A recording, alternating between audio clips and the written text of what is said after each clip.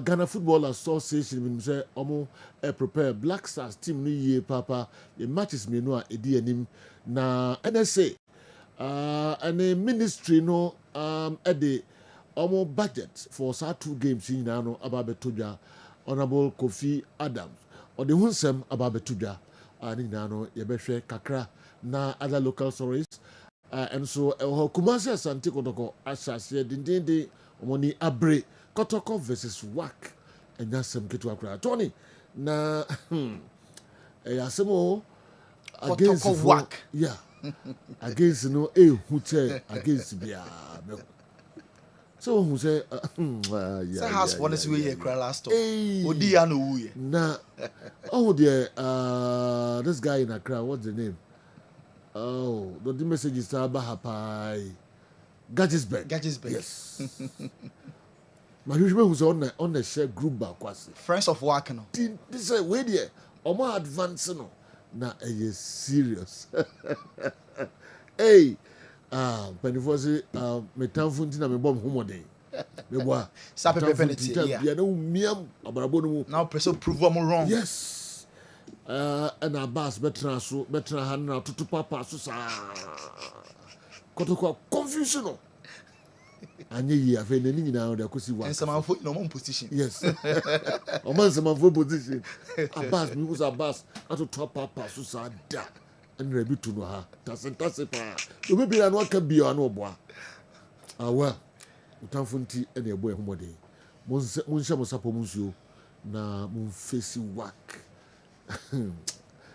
beye match abso bia be person we hesa game no bibia ene bitimi the Kofi Yesu kan no obia 11 no Debbie omo na opportunity obia 922 no ya fanko we so na Debbie ya twentwen so kakra wo yanko beina obo wa body bi de besi okru ha sure alright do mami nyai na me fama na Nigeria yenuanom Nigeria for so num dwade untimi wo enum dwade omo ye number 1 hey kodo say work first leg 4-3 no so to studio yeah discussions na omo ye no hey market enum dwade because of the show no whole program why you nankasa wo present here mema omo this friend say discussion na today na just omo kotoko omo sie wo anka ngobosa no munyina na ID munkoso ana matamfo enyedi yes with my performance minim se caribs to the boys ni bitimi aye all right my mra ho na me hwa monism kakra bobo Godfather me da ase enra can promise bright do buache na me pena mana ko sports assignment be na very very urgent me friend me nya no oh se no wo she baby na me duadiem bibia no wo she ni can promise na wo she so no can promise na e she ma pa mu no no we are the e ma mienu anya intensive we bia omo mo aye anya izo me friend no munim so e hwan a Debi ha no munim so e hwan omo so e dressing na any how calm o ye na onye obia o ano mu awura de nyakopo well mana do bia sa o se ring still mucho nice bright edro onima etrowate edro enya adwuma nkosi wate munim so ye obi o well o de ento aso onye obia mo amuko wura na mu hu ana mo amasa adwane ni mo adwane ho onye obia ama mo o de yonko me da CP award winner Yamatie for and I for kwaba near to far. Ya in summer air cross so uncle for a cross so and then Champions Night, Champions League no shall say way week 2. Ya shall see that now and the games are air boss no shall see 4:45 early kickoff no 2 games and air boss they be muntintimai Real Madrid game omo atwa Bobo Kennedy and Karat Altea omo edit taso our Kazakhstan. Now ya be so de ne Liverpool ewo Turkey omo ene Galatasaray ana airport Hugo Ekitike a Liverpool striker if you say or any idea about Turkish football Galatasaray ni mama no so of course omo aye some signings be Turkish league e more den and a match na game Liverpool echo for all the 3 points mo bi entin sama Hugo Ekitike or the tuja from the stadium. Oh, man. I already had some clips on, on YouTube, and when I watched the result of games in the Turkish league, so I know how the stadium is huge, the fans is crazy here, so I'm really looking forward to play here for such a beautiful stadium. Go Ekitike no into idea kakra say omo fans no omo ba stadium in their numbers omo be transfer omo nya anumum omo ye dede to support gala into environment no and omo expect charge atmosphere na so ne Liverpool be di nkuni bi sa na say two strikers a competition between one and Isaac and also any age any Isaac age also was experience or a lot also every Alex Isaac on maybe Hugo Ekitike. Good question. I think it's good. We play in such a big club. I can't see one big club playing just with only one striker. So I think it's good that is here. Even for me, at my age, I think I have still a lot of things to improve and learn. So for me, it's good that is here. And yeah, and Isaac signing a very, very good competition. Bia, and so anyone when them coach ni pempo beti ma bomb. And your problem cry na Hugo H no club and they rely on one striker. I there over near two strikers are omo beti ma show goals. I guarantee you, so beti me aje trophies. Ye bisa manager Anna Slot say DNT and Hugo Ekitike. O san ho ekofa Isaac ebaye. And also the late Jota ni wono and a sa signing no. Possible. Sanka Jota and Freema probably ka uncle fa sa two strikers na emba. Nti sa def no na all time program. We ntie Anna Slot manager Emma Liverpool. I wasn't aware of it. He told me that in 170 games that I'm managing now, most that we came 1-0 up or 2-0 up, that we won those games.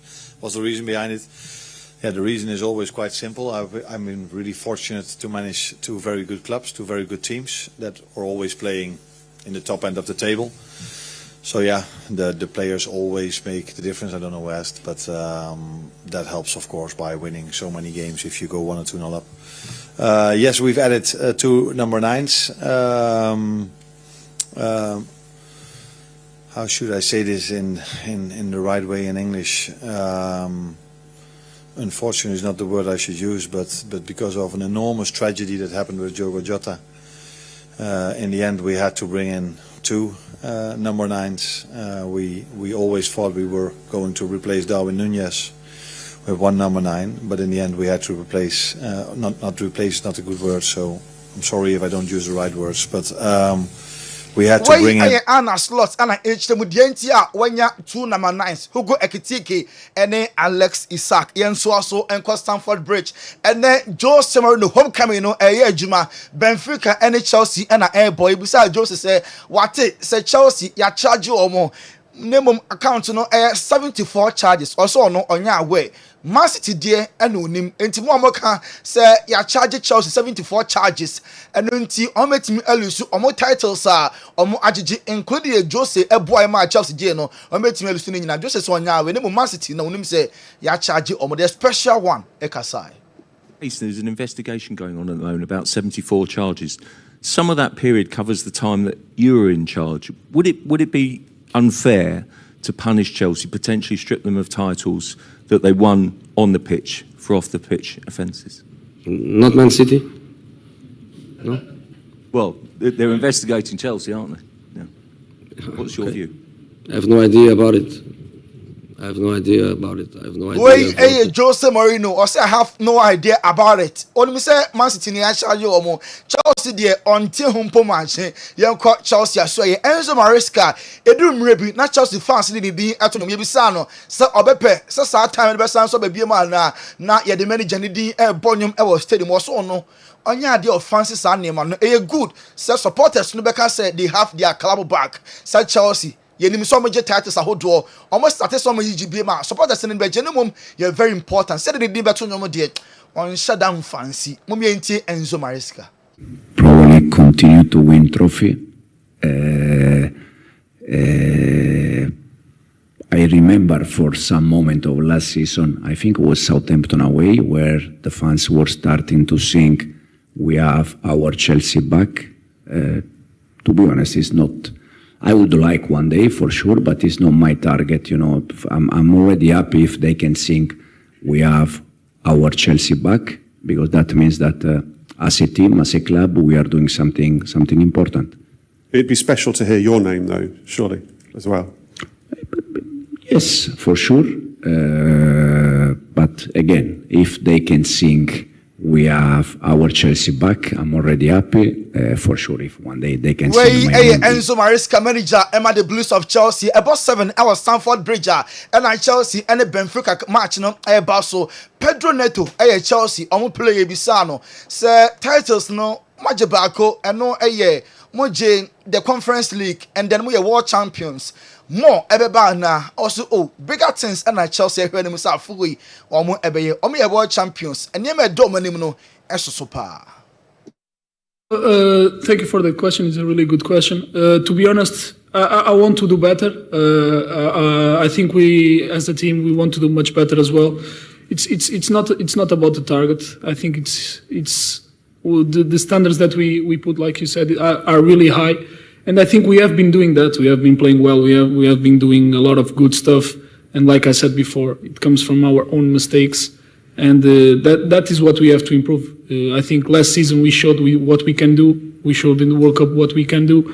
And this season is what we are going to do. We will show what we can do, and we will do great stuff, believe me. Chelsea players na aye ready say omo be chira de omo betimi aye already omo agi Conference League na omo aye world champions omo hwe say season we omo be add a lot of trophies e dey call omo e cabinet nemu. William Esteval manager aye so much impressed. Enzo Maresca say akwada no in the first season we impress ye pa hwe ni age and baby free ba of a different environment and I journey Chelsea nemu born na all born na kwada no oya de pa osre se Chelsea fans no abotre na omanya de ama William Esteval no ento so sa with much confidence boy no ebenyini obe grow abeye a better player so far there so very good for William Esteval way and in summer Enzo Maresca on also Eddie Etujua Real Madrid ebe born 445 Trent Alexander Wapra Danny Cavaya and so Prenti Feli Valverde and here say right back no betimi abo after international break and Trent Alexander ebe available now for ball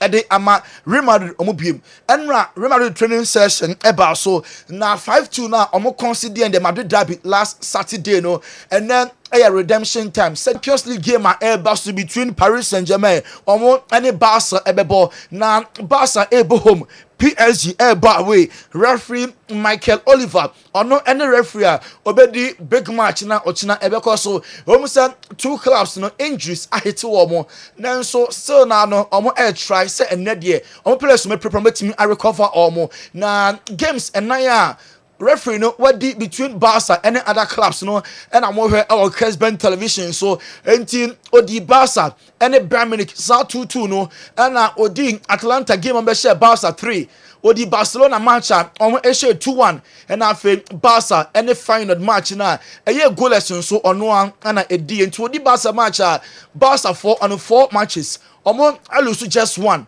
na omo draw twice na omo win baako we stars edaho say referee Michael Oliver ono enso edi Barca omo games yento so enko Juan Laporta Barca president or say Lewandowski age any inside next year on should that any part and parcel of Barca team no pen replacement Julian Alvarez Argentine almost striker no ball Atletico no any striker Barca for near break pass and next year there Omega Kutuno na wa striker ede ama Barca omo club Fernando El Nino Torres former player Atletico osi ewiase ha ye pedonim bobo Julian Alvarez ono and currently the best player in the world only adwene and answer only El Nino Torres so enya adwene Julian Alvarez ono and assistance na ball no ono enso enmu ball na Barcelona omo any Spain omo sports federation kasa say Lamine Yamal say the year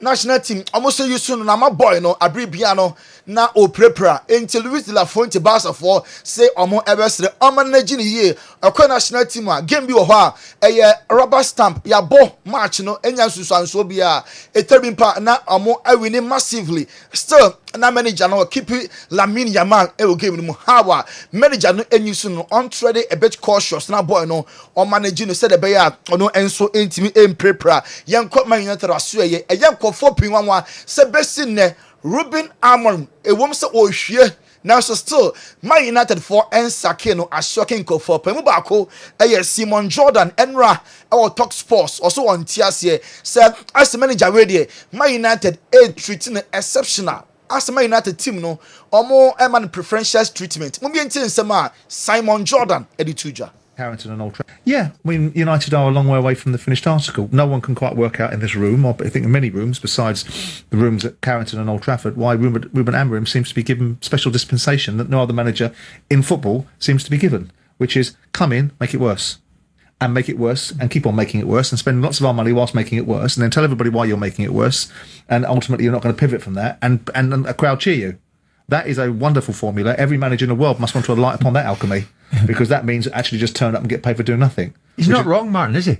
Simon Jordan no also on TSC that the Man United former manager and special dispensation obana ade no worse ejigu na manager no ama na jegu eguso ejigu kona chikra we are say coach bi ani ho a ye treating exceptional to say the manager when you say special dispensation nti Simon Jordan enra all talk sports or say ono odwene ho ti ase a enyeye de biara da na Man United no muguso a omo ebepe replacement say coach no to aso ehwie say ya de a omo ni choice biara say omo be sack no initially yete Javi Hernandez former coach Eman Barcelona ni din Man United for list so and then Oliver Glasner on your manager Emma Crystal Palace on also any Jumedi now ope Man United for contacting and Oliver Glasner ebe kwete Crystal Palace Jumedi no na wa grab Man United opportunity no na also abe coach omo Nicky Bat former Man United omo a player also Man United coach no oye tibonko so coach aside say the tactics no enya adwuma no players bi wo ho a on bomb out of positions Bruno onim de ntia omo captain and then playmaker no one man now redraw amana deep defensive duties now or the action ko ama boy no yenya the best into Nicky Barton so start here or fire Ruben Amorim now Anthony Taylor and a weekend way Chelsea and Liverpool match no obedie last week ankoye for the two class obia elusu ye na Liverpool ebebo home Chelsea eba away Chelsea bebo home Liverpool bebo away match na beko sen anti referee no and amohwe no e Kessben television so Sergio Kun Aguero ye bisa no say oh okoye o free city no omenya o replacement na in the shape of Erling Haaland or say exceptionally so perfect replacement okoye no omo enya striker wotontena woto a good addition and a Man City for omo eye no because boy ni na hwepo pa oye nie na on the ball and so tuneta Sergio Aguero and so ball Haaland and so abaso Jared Bowen only say wa ya ade bia enwanwa ono na ehie go ema no Espirito Santo Nottingham Forest eyi na di enra no first match for West Ham and also an eteka Emma coach in the first game or ball draw when we have both goals Jared Bowen and no Espirito coach no ni go bia unsunsanso or said the last goal near Saki coach no and now was first goal under the new coach West Ham Jared Bowen mummy ehwe kakra.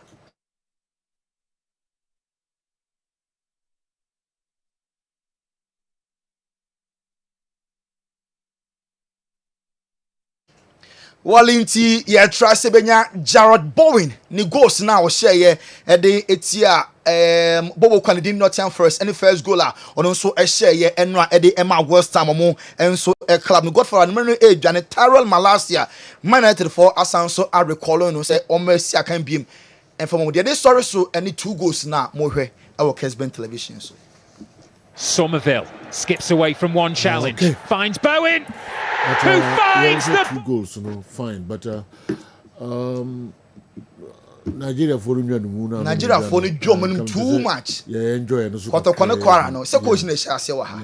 second of all to more Nigeria to more Nigeria so eso so mom yenti kakra and get 3 small thing just small thing small thing Kwara United almost won Ashanti Kotoko of Ghana honestly small thing if Kwara can go to Ghana and get 3 goals then you can imagine what Kwara can do at home here. Yes, I'm telling you. I am really proud of them because if you talk about pedigree in African football, Ashanti Kotoko is way above Kwara United. Wait. So for Kwara to go there and show them the stuff they are made of, I know they lost. If they score, we score. If they score, we score. We get them a tough fight now. Go galore. I expect such in the second leg of the game. Yeah. Now they are coming to our home ground, and with the way Kwara played in this first leg, my brother, is going to eliminate. We will lock them up in Gospel Obio Stadium. Use Koboko. That long care like this and trash Asante Kotoko. They will not play in Gospel. Thank God Nigeria has had more CAF approved stadiums. Okay, no problem. As long as we are going to be there surrounded by the Nigerian fans. We first of all feed them with our Ghana jollof. Yes, then we deal with them on the pitch. I'm telling you. Everywhere we begin that day, we wear our Super Eagles jersey, our Rainbow Stars jersey, our Kwara United jersey, and fight them. Ghana, wait for us. We are coming. Yeah. We are coming. We'll deal with you. You have lost the opportunity. You also had only 1 goal advantage. Now we are going to use Koboko and trash you when you come to Nigeria. So I'm in Ghana. As I'm call war. When you say do I not done rebi mo no e bi ani omo ye wanted you hear omo why after the game ya hear omo asenka ye be nyomo post biem ya pe omo aye hu omo so omo di Koboko say jo Koboko so okay and I'm the better Kotoko hu adwuma Koboko e be say body baby no answer ma sorry there enya sem gitu akra omo more approved CAF approved stadium. Yeah. Second had the Accra more CAF approved yes I am piano there she say omo to from the pitch and they call off the pitch Nigeria yeah no be share World Cup qualifier say no mo kan you our brothers from Nigeria all right you first here na yentua so kakra na Kotoko dia dia ko wo mani o hamu dum sa kasa. All right. Debi a so mo nsuya lesson da. Debi o me dey say bi anya kwatian. Omo respect and kiti say. Omo muye kra. And so abri bi ye omo ho adwuma. Ye omo ho adwuma. Up Nigeria. Omo Niger. All right. Yentua so. GCB your bank for life. GCB your bank for life. Kukudami ena ebwa ma ya the midfield action program no ebro baby a wo bia omo ena abeso yasen se yemfa sa agudie mu nsemi emro otu ho ya de ka ho na fa oho bedom sa kukudami enyuma akese a omo ebeboa ma ya de twedi ebro GCB your bank for life, high sense, everyday prices for everyday people, MTN everywhere you go. Milo, energy to go further. Toyota Company Limited, Ghana drives Toyota Starlet, Pepsodent Herbal, Pepsodent Charcoal, DSTV, your home of entertainment. Jabin Rural Bank, the best rural bank 2023, Chamber of Commerce, and this is Abasubodi Emma Jabin Rural Bank. Balm of Gilead Clinic, Ajaba Jewelry, Herbasol Company Limited, Pemsan Company Limited, Gentleman Dental Clinic, Yaxon Herbal, Kojak Pharma, Sanso Anna Otria Herbal, Divine Hope Herbal Center, Patrick Natural Herbal Clinic, Pamcho, Doctor Ewo Yenimha Enchakrano, Yanino Ebedi Enkomo, Easy Waterproof Paint, no more leakages. Caristic Ventures, also Airboam Yedimedi, Airbro Babia Wubia, Yaxon Herbal, Piwak, Omode 3P Garlic Mr. Abejaso, Kingdom Herbal Center, Frana Smart Solutions, Sanso and a Bayport Savings and Loans, the luckiest. Omo ya hin for enche kwa mi kiba betransi na odi the luckiest hun komo enso abre tonti herbal capsules akudami omo doson omo na akabom ama ya de midfield action program yi ebro bebre enso ho ayenche mbatium ba se de me call Dr. Patrick asoye na mene doc akodi enkomo kakra doc say Dunia, na wonso e. Doc pa do bibia e koso pa. Yeah. Mo hwe ayare for my so there. Okay. Ye nin komo kakra dey na dey bria. Yo minia bidase. Idi kan dey aseda man yankopon. Say wa man na otwi akwa prabetuye asomdwem. Patrick Natural Health. Aye wo Ashtown imrum. Kaje tia ho no a bibia MTN for office kase no won. Na wate so me kwan na ja bunkum. Ekwan keto bi na pai kosoro. Ana kan free MTN for office na. Ifie baako mienu de tosom yensa.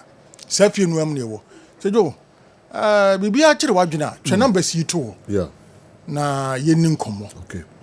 0243 42 34 71 0243 42 34 71 and 020 81 62 351 Sejo ene ye koni general am obi anya ne de nse de bia ba yi yare ba akunya kan ho asem ba ne de ye kan nyina gbum na obi a otie Kessben TV and radio onya ne de me pa cho oko hospital doctor say sugar kosoro diabetes other type 1 or type 2 time ninti no we bobo so keke na waba Patrick Natural Health ni ama hwe se do diabetes e wadro hwe Patrick ade a yenye ho ade ne yenka ho asem okay ye de am agidi no ade a yentimi nye no ye yenka ho asem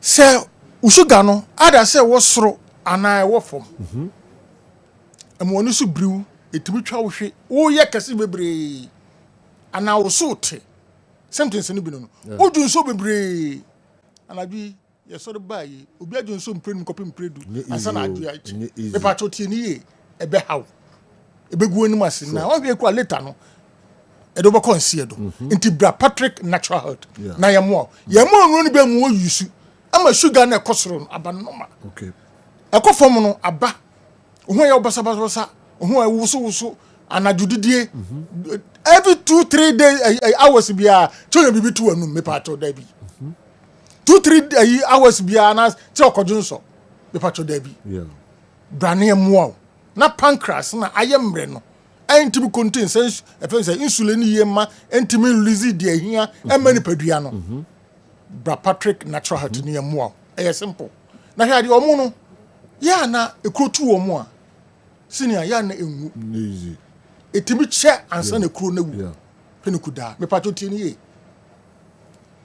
bra Patrick Natural Health ni mo no bi ni na se ekrotu eno de bia no de bedress ntimi haban na makire yeah ama wo kwa unum no ni wi a no what ya haban no se do edro sure na wudi haban nim sei akaja ne fa akire sei ne ta kro nim ne hwe onyankopon nim asem ne kro ndo wotumi aye simple yeah ko bible say ye ne aduaba ne fa haban ne sei yale na mebwa yeah no kre hwe ekro na enwu odan wotie haban no a ende bia no mekire wo mwakọ fa nim sei ne kaja ne fa akire sei ne ta kro no a ondo wo se won koda no yeah ne hwe onyankopon nim asem ne kro no with manosis for diabetes be pa cho what wo ne mother infertility ya obi wo ho a wa wo ba ku mfie no mfie du ni awo no emabi opa wo ne be na nyini obi won so wa ware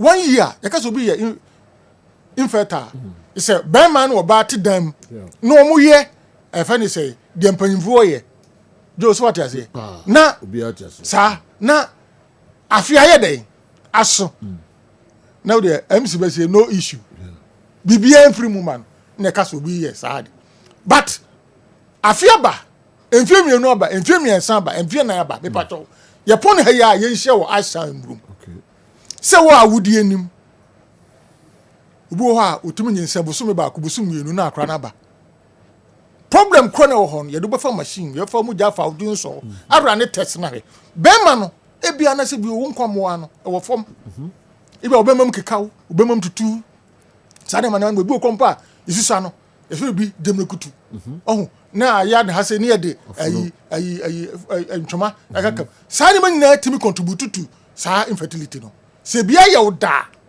luckily say sade no betumanya ana onya namu yale no bi nso a obetumanya ɛna ebi so a sɛ bi producer na sɛ bi o sperms no ɛnyɛ charge abo hwɛ obofo obi sperms beto afidie so konkoti baba kokura ni ɛso yɛ bɛma all right otumi ne yiri di ahia mepato ye free ha ye nhia ye wo Ashtown emrum kaje tia ho no a bibia MTN for office kase no na wate so am kwan na ja bunkum ekwan keto bi na pa kosoro bibia muto agrochemicals na meka wase Patrick Natural Hotel ho ne ye wo oba be fa mu ja fa odun so abra ne test na hu sada se free oba no ana free bema no ne amamu no bi amuma yusu ama se bio wo so onya ba ne bia ye dey ato na aso hwe obi tie me Robert and bema mu sisi a se yo enye mema nyina na se bi producer omo hwe ma wo bebre hwe ma ba be sia me no kasa no bebre wo fie sisi a Robert don bema na debia me kasa na me duru sa hano ahụ na me wura ho kire se bema yenya de Robert to bema me se kima enya nru na me nru na wo wonu obi o kwale bua na konfa na chana ada hospital kase na busan se skeni ho forget it because here aha yemfa ni agro me se aha yemfa ni agro onyankopon no akura nim se ha no yemfa ni agro because here maba bebrebe o mu wu samre yen e fa free sa because here wo ha wo didi agro pe agro bedu hwe wo yire be ka kire wo se okon ma me kuma papa ba yi aba senka yi e ben de nke kwa ye ko be Friday Thursday no bisa but ndo be ko Wednesday no ba next Tuesday ndu sedo wo da ho de ba adwendwene ne niema yemra na ehuru tua no na woko enti bema de ya ha yemfa ni agro enti sebi obema mu kekawo obema mtutu ensa ba bema ho sebi man CTF bian afon ayeketoa bra Patrick Natural na emu kire se hwe na onu nipa ne mra hospital no na do ni testing sometimes cho refer to companoche it is bema obema mkekawo obema mtutu ensa ba bema no wo mu bo pepepe sebi ojo so wie na nsufita bi fu bema mu ba ebi de ekra pa mi no me pa chotie nya nta na abawo brame ye hwema ne yemu onu no bi na sebi o bema na mu kekawo emu tutu emu ye no efon no emra ne no mama na fa ye bi na se de Robert to bema matie nyakopon de ye nkwache ne ati nkwamu a me firi ha me ko hospital ho emrum ho bra mama odron bia mu ayusu ama Robert ne da to bema mu no ebi hwe enye sa na da ne conscious ana ekro ba ho na afi de moje di akire eni sa ne manema no a menu an okra de e ba akopɛ emwa nti se de Robert to bema mu na utie me a ye firi hapa bra mrom ho ufa numbers na wafre ne ma direction no waba ne ma onu bi na Robert na show bema mu ne yenyi na so ti meye bema na bema de udidi wi a say didi udidi wi a me se ye dey say didi be pa cho stroke acho ana stroke ayo o da hozisi ya udimi sorry se bi wa kan wadwene adwene sisi ye o kasa kra na ye na nsu na mo ha si man na eba won sei eda wo fusu si ya me pa cho hwe se jo me ka se eduro wo ho me ba ye fancy me ko 12 years onyankopon wonu manim ase da de bia fe ne da fe da dasani nipa wo no be sore no onyankopon hye ne ho anim onyam na ya na me kra me ho na me wre aye de achichi kire se wo ye adwuma na resource na eba no so enkunimdie nko na eba wa kra no hu se wo kra ye de anije hwe wo da ho sisi ya utumi sore ye wi a bra sepo wa na kutawo usisi ukotodwe wo nante ogogoro ase kotodwe ebeyi uti pains wo nompenum hospital say arthritis other rheumatoid arthritis also arthritis and rheumatoid arthritis me pa cho bra yema no be mo yuso mapoma na okuta na oboto atwene stroke no achi wase be wano wontumi nkasa wano achia ensuo ba aka na adwene hwe sedo oboje di say cars bi ho a sisi baby bi etibesi wo abi abese 4 years 3 years no e fa free side we you obi o kopa ke car no ni wura fi say ha na mpake car no aka SMP obi kompa o this be the padie bi sie so ku ne car no on na dwe ntimi en recall en kan che me ba ya say ya aha say me discuss ya sha aha say gold wa ha aha say me di bi sie ha e kan say kim na me ampata amana ntimi man ne normal ayia ade kro na ka ho ntimi sirawo mo fa nipa kro na sa yare no so yo ba na bema so ka che no mfa mra ya manu bem na yusu ama nso na ajaye kasa no aba ne nsa na de fruits no obenante kama ahye twodi ampo nyankopɔ ni monyam na kasa no amu wie wo no kasa no amu tutu no kasa no adwa no kasa no apai no ase bio untimi nante untimi nkoto untimi nyehwe no ya manu bem mo yusu kasa edidi enyini enyanwani papa di a eno atimi kono sejo be number sini tuja ya number sini ni 0243 42 34 71 0243 42 34 71 and 020 81 62 351 020 81 62 351 ya wo Ashtown emrom kageti ahono a baby MTN for office kase no won se de wo koso ame no not so me kona ga bonkum e kwan keto bi na pa kosoro no emrom won bibi mo to agrochemicals no e ho na Patrick Natural Health ye wo se jo be de manu si sa ne ma die kire oba hospital ho ba we die ukọ pharmacy herbal shop bi abanya bi ato ye fa ne PM capsules bema bia se bi o waye mrese konyako for blast band udidi wi asadidi enie na oba nso obetuma yusu we na so ko hospital doctor say o high blood pressure ana diabetes ya pepato tie nie we nye high blood pressure do nye diabetes okay na momo o mo that problem ya no ma ho den form ko pharmacy herbal shop bia usu pe PM capsules any PH capsules bibia ni a ukoda ne pharma herbal shop ene misty ne have maybe a ukwa obenya bi bibia ni ofre na ba wo ho no a ye bedo first da no asi mo amofre no mawie ye betuma di nkomo na me hira mu nyina yankopon hira obia sara Dr. Patrick Eka me ba cho sisi lines no betumi afre no na one no adi nkomo how bia the komu bia no Dr. Patrick ono wadi mu afese akotini ye papa odi mu akotini ye yarehwe ene yaresa e wo mamu enti no frɛ no na ene no eni enkomo krachi woniba. All right, yeah, twaso de amam Kessben television, Kessben 93.3, Kessben 92.9 Accra, DSTV channel 364, Go TV channel 121. Kofi Amwako da bia now TV free asambea ade we adwuma bi fro bia na. Anaso de 100 meters ke free baby ba. Sajo. Ade. Well. Sajo is a free free la medi. Sajo be kumio. Yeah, no problem. Me ma bo na o be ba oni. Me ma bo oni mo. Betuma bia so na problem. Easy waterproof. No more leakages. No more leakages. Sergio, I don't know how we am. Maybe two more camera phone they are two. Sawa.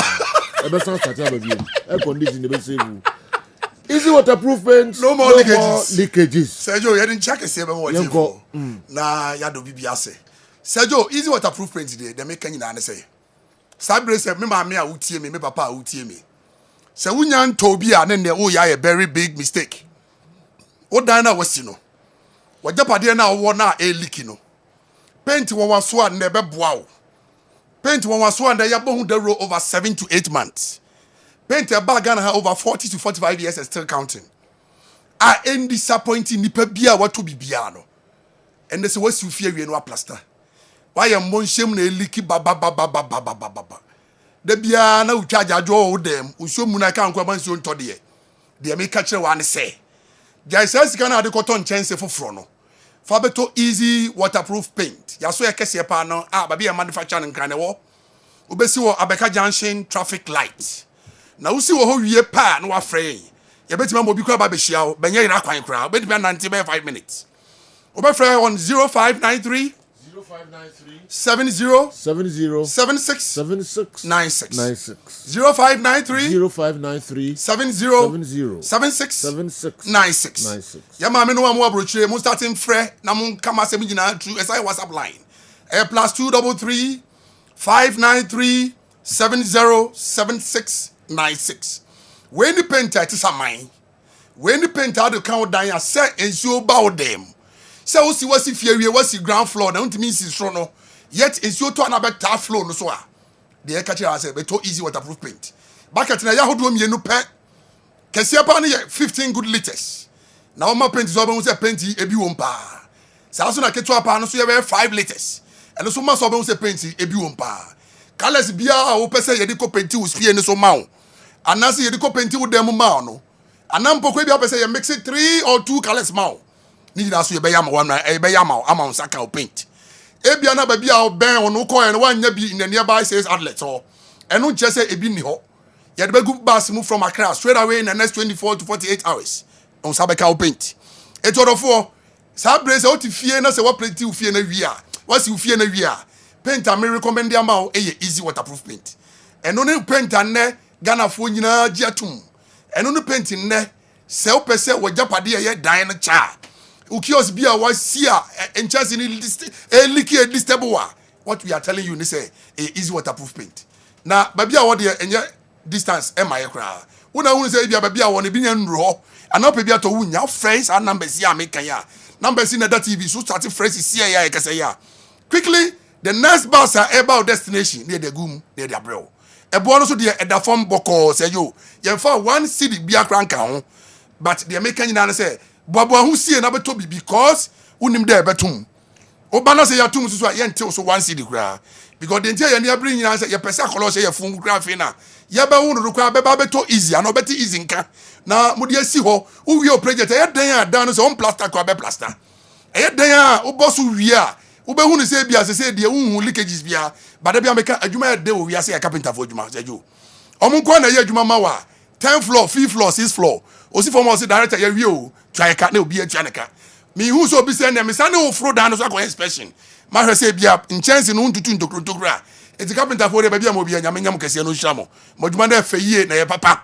na de meka ne say esa so mo ye depend o meta ye mistakes inso to ye so a hu say dan nyunu jesus so to say obi dia na that TV so ya ye go paint man just last 2 weeks say ameka say be chief painter o Pristia o ye adwuma den say wo painter so ni painter eno de nya problem o de oba na waka kire say papa my to paint bi na me ni painter e be ma painter na ba be adwuma na ma na wa woni na dia no no atwa neka e ye within Ashanti region pe ene wo painters a omo ya train omo a omo ba be adwuma no ma kama but so wa chirichi so na be so be ya no wa make sure so na be find transportation no ba be adwuma na ma kama no atwa neka it's easy there o de ya na o de asem so nya nto bi sesi atutumrika na bra ya so ye bia ben obiara on 0593 70 76 96 0593 70 76 96 easy waterproof paint and the paint bag Ghana ha kenten ya dia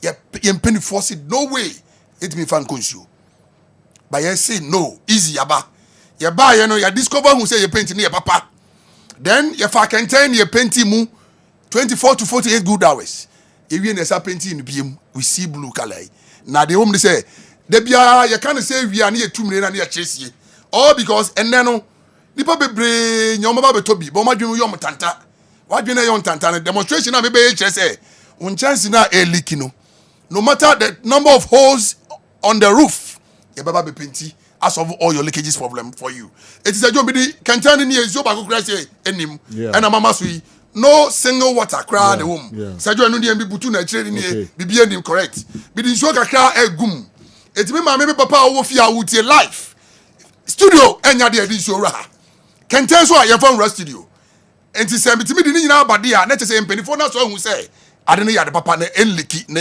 en disappoint so beto a sajo wada roma mama me kenten so na me dandan se na na oka no na wa na ya na oka se ebi so ha maso betimi aye shishi sajo wada roma ebi aso ha na ebi so ha sajo se ebi so ha adanse ebe na biem na obese ye ka kire o eti se o hia mabontin na se still bisa me se me ye sure se paint na me beto no ebetimi asolve leakages and na maka jo say me hu sure bia bia ma me nkanjo sure na ma ya kire we enu nie kenten na basa de asi wa mama so yi live on Kessben TV eni ba bibiara obi aka kire onu ya say and the paint bia bagana ha your friend easy waterproof paint EZZY pese bibia ye easy man na da bia meka adan na ya na se bom pumpunya no eya na nya meme no fault eye due to the materials na ye DC dan no and that dey so benya quality sand now they are then we go yawo dan project and then some menya nya papa ji some ko chirichiri pass na omanya bi dia bro no mo de begu so na ni a de ohun ani wo dance say ya na beye eye dan ase bebom pumpunya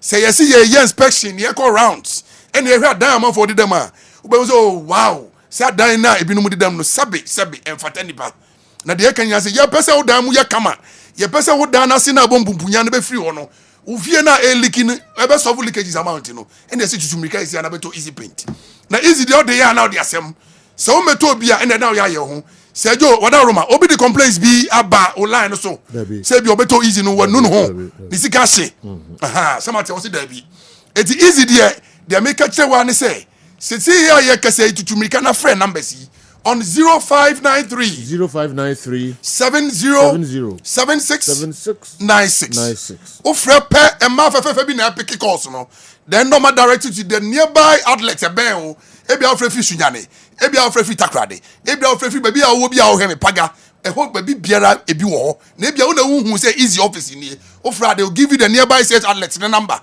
no afre no akako place orders dudu obi ohia bia say special color bi na bi ni ho a o kan ntam chen a ye de begu basim ye be ye ho adwuma won kan the next 24 to 48 hours now on saka paint now that your project na easy there da bia da me kan say o pese u fie e very easy very nice obi fi kroti e ba o si ye fie na fie na da to so no e fie we na fe say dia then they would paint papa na akadan no painter is your bona na paint na ni edge kama painter kola church odan mu kola church odan ho a the see ane ya de ya papa fi ho na sa ye kama mo pe we na obi swimming pool e na ye gina mu mo am wo hotels mo am ya manfo pools mo mo be sure wa say why obi pool am no plaster wia painter say ba wa dwene straight away and say so go to easy waterproof paint contractors amu ya banjuma mo ya nkran juma so mo wie project ni pe na ye painting na painter say ba ma dwene easy waterproof paint it is ajo me sorry sabre de me catch one say asempa yenka ho asempi ade papa yenka ho asempi na de wom de say ye free border roi en anya papa kama for the contimba hia ya ha obi anya afa bibisa my dia e che say omo to no they are really getting their results free SCA on 0593 70 76 96 0593 70 76 96 I'm on the phone plus 233 593 70 76 96 Sergio Wadarma from easy waterproof printer me so no more leakages I mean your case Sergio amwako enyo kese on say fifre bi antini Sergio na ya o ye me no say am for say o ka me pa 2.5 million that kitwa we Sergio say so so dia Sergio what final free abonte ba na me Sergio body ni ye adwuma o it's easy paint no David what dia tum say na sweat easy waterproof paint no more leakages mon frère na mo leakages problems ni nyina no be solved sanso na modern na frufru ni ade ni nyina no easy waterproof paint faka no na ebe ma ni nyina no aba awieye okay you be foreign stories no emo kakra say the Tony Montana di tudwa no ene Champions League games UEFA Champions League games ho and afi other stories ni nyina no ebe ba be defo nyina no atrance yenhwem kakra okay Dr. Franco Naru and Andy Kem yensan entie Nigerians ibium after first leg no Kotoko and Kwara United no na yemfa ense ho de kakra na yentoaso umienti wo mo United small thing small thing Kwara United almost won Ashanti Kotoko of Ghana honestly small thing if Kwara can go to Ghana and get 3 goals then you can imagine what Kwara can do at home here. Yes, I'm telling you. I am really proud of them because if you talk about pedigree in African football, Ashanti Kotoko is way above Kwara United. Way. So for Kwara to go there and show them the stuff they are made of, I know they lost. If they score, we score. If they score, we score. We get them a tough fight now. Go galore. Go galore. I expect such in the second leg of the game. Yeah. Now they are coming to our home ground, and with the way Kwara played in this first leg, Yes. my brother, Kwara is going to eliminate. We will lock them up in somewhere. Gospel like Obio Stadium. It's just a one Use goal difference. Koboko. That long care like this and trash Asante They Kotoko. not play in Gospel. Thank God Nigeria has had more. More CAF approved stadiums. Yeah. Okay, So no they're not playing problem. in Gospel. As long as we are going to be there, surrounded Once by they the are coming Nigerian to fans. Nigeria, we first of all feed them with our Ghana jollof. Yes, then now. we deal with them on the pitch. I'm telling you, everywhere we be green that day. We wear our Super Eagles jersey, our Rainbow Stars jersey, our Kwara United jersey, and fight them. Ghana, wait for us. We are coming. Yeah. We are coming. We'll deal with you. You have lost the opportunity. You also had only one goal advantage. Now we are going to use Koboko and trash you when you come to Nigeria.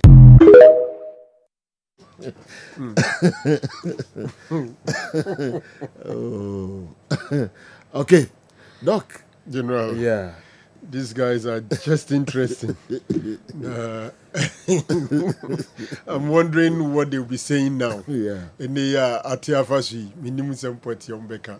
But it is what it is. Yedenyamia se Asante Kotoko. Ashe Ghana for any munyam.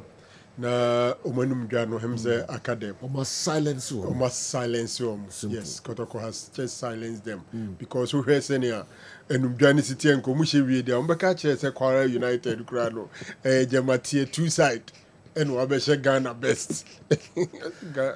Kwara United a small club. Omo BT jollof. Omo decide ya compete so. As I could BT.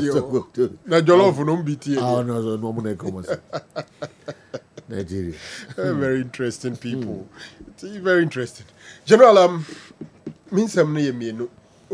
Minim say yenko no straight. Yenko.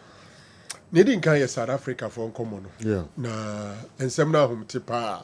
Say wo hwe anopa yemeti omo minister for sports and he says enim system is embarrassing.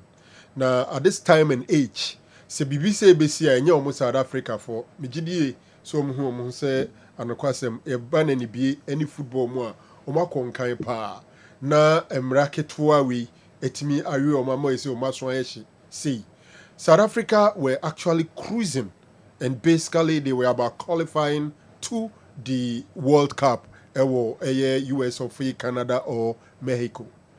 But then the question is omoni Lesotho omwa krum for yedika kadada say Lesotho is within South Africa. All their four walls are bounded. They have only one neighbor and that is South Africa. And omoni South Africa boy South Africa show 2-0. Fast forward, Lesotho koye protest say Abrantie friend Tiboho Mokoena or you're unqualified to play that game. Na when yellow cards I no unqualified so bebo. Fast forward, Edrubebima Lesotho for no who said they can't qualify and all that no. They wanted to withdraw the protest against South Africa. But as Semna Kodika for Akodi FIFA and so sa Semna mo sanetia FIFA didn't ruling by no ampa Abrantie Mokoena no we yellow cards me and say nunti unqualified. So sisa can see no and South Africa for Edeneko boy ntim panyin for say sa 2-0 score line no nya ya shiegu echi no ya credit Lesotho with some 3 points, 3 goals. What it means in South Africa or more points are na 14 no na 17 no atiaba 14. So sad. And wachi omasa afaka wechiri ya finding almost $12,500 United States of American dollars. $12,500. Now ko South Africa see a team manager no eja omaso agunu so general enyagro. Omontia say at this level na otumi emfunso ati say ema yeti omo points no. Hugo Bruce and Emrante nako, but some technical reasons they are losing 3 points. The question then is, does South Africa still have the chance of qualifying? General say Omumayan table now. My dream say Maya so far or what the brightest chance of qualifying South Africa group. Currently Benin and Dinkai with some 14 points plus 4 goals. South Africa 14 points plus 3 goals and the honum. Of course, Nigeria were 11 points. Nigeria were some slim chance of doing it. But the Mama GM says still South Africa chance and the brightest, no, the 2 games na aka any obia opponent on any bebo. Luckily for South Africa, the 2 other games no bebo ni nyina no bebo no South Africa onoma. They will play against Zimbabwe. The sun says Zimbabwe omuni FIFA approved stadium intino. Omo match no beko akobo no Durban. South Africa. So technically the game is a home game for Zimbabwe. But then omo bebo no South Africa kura e friend Durban. Emu. Omo wia na omo ene omaya your friend I think Rwanda ene omo ni omo ensusu ebebo that game ensusu will be played South Africa home. What it means is that South Africa 2 games are Kenya no omo bon omo ekrumonum general omo chance no brighter omo say omo betumi nya the 6 maximum points in the 2 games because Zimbabwe they are the 3 points group that Obia show mobile. In fact, they've not won a single game in the 8 matches of Mabo. So that game in Durban, a K for South Africa. Then the game against Rwanda. Rwanda is the only side. We're picking points every South Africa, no matter South Africa on the field. So it's a difficult one. But playing at home in the last game and looking at where Rwanda and Sudan, my dream says South Africa will pick the 6 points.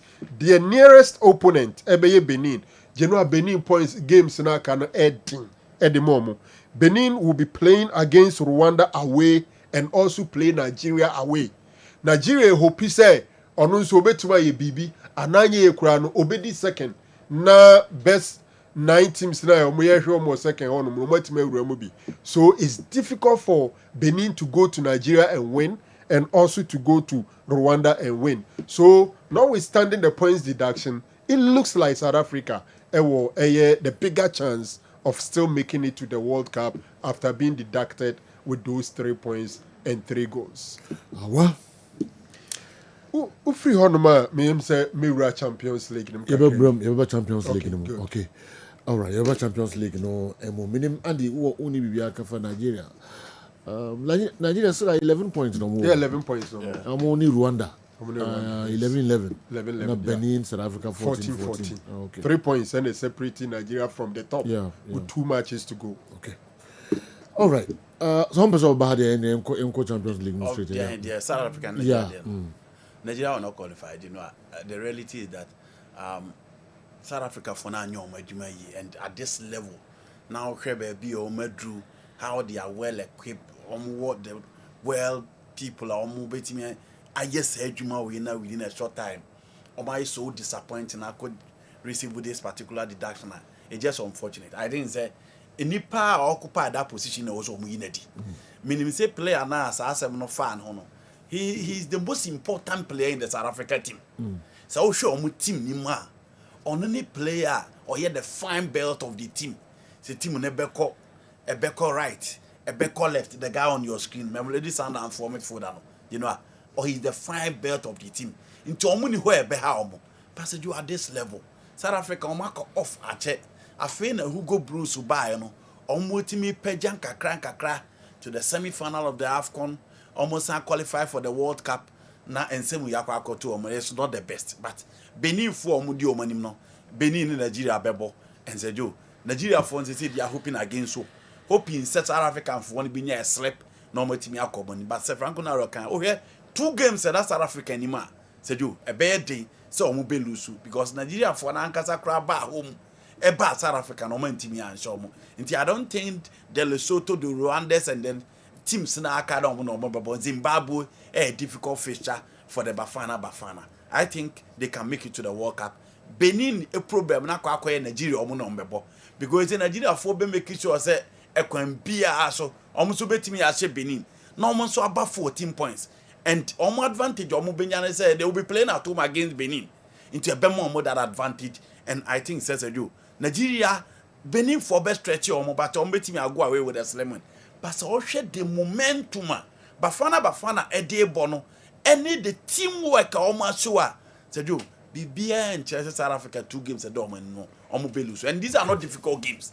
I think they can make it and probably be at the next World Cup in USA, Mexico, and then Canada. All right. I mean, games no more kakra and difficult games in the and then there's a difficult game be anyway. Chelsea the any difficult na. Chelsea Benfica. Oh. And then you know. News kakra Jose Mourinho. That's the most difficult game. That's the most difficult. It's the closest game. Okay, fine. But what are other matches now? You don't see the Galatasaray Liverpool game, no say. Galatasaray Liverpool. Yes, but attention was so.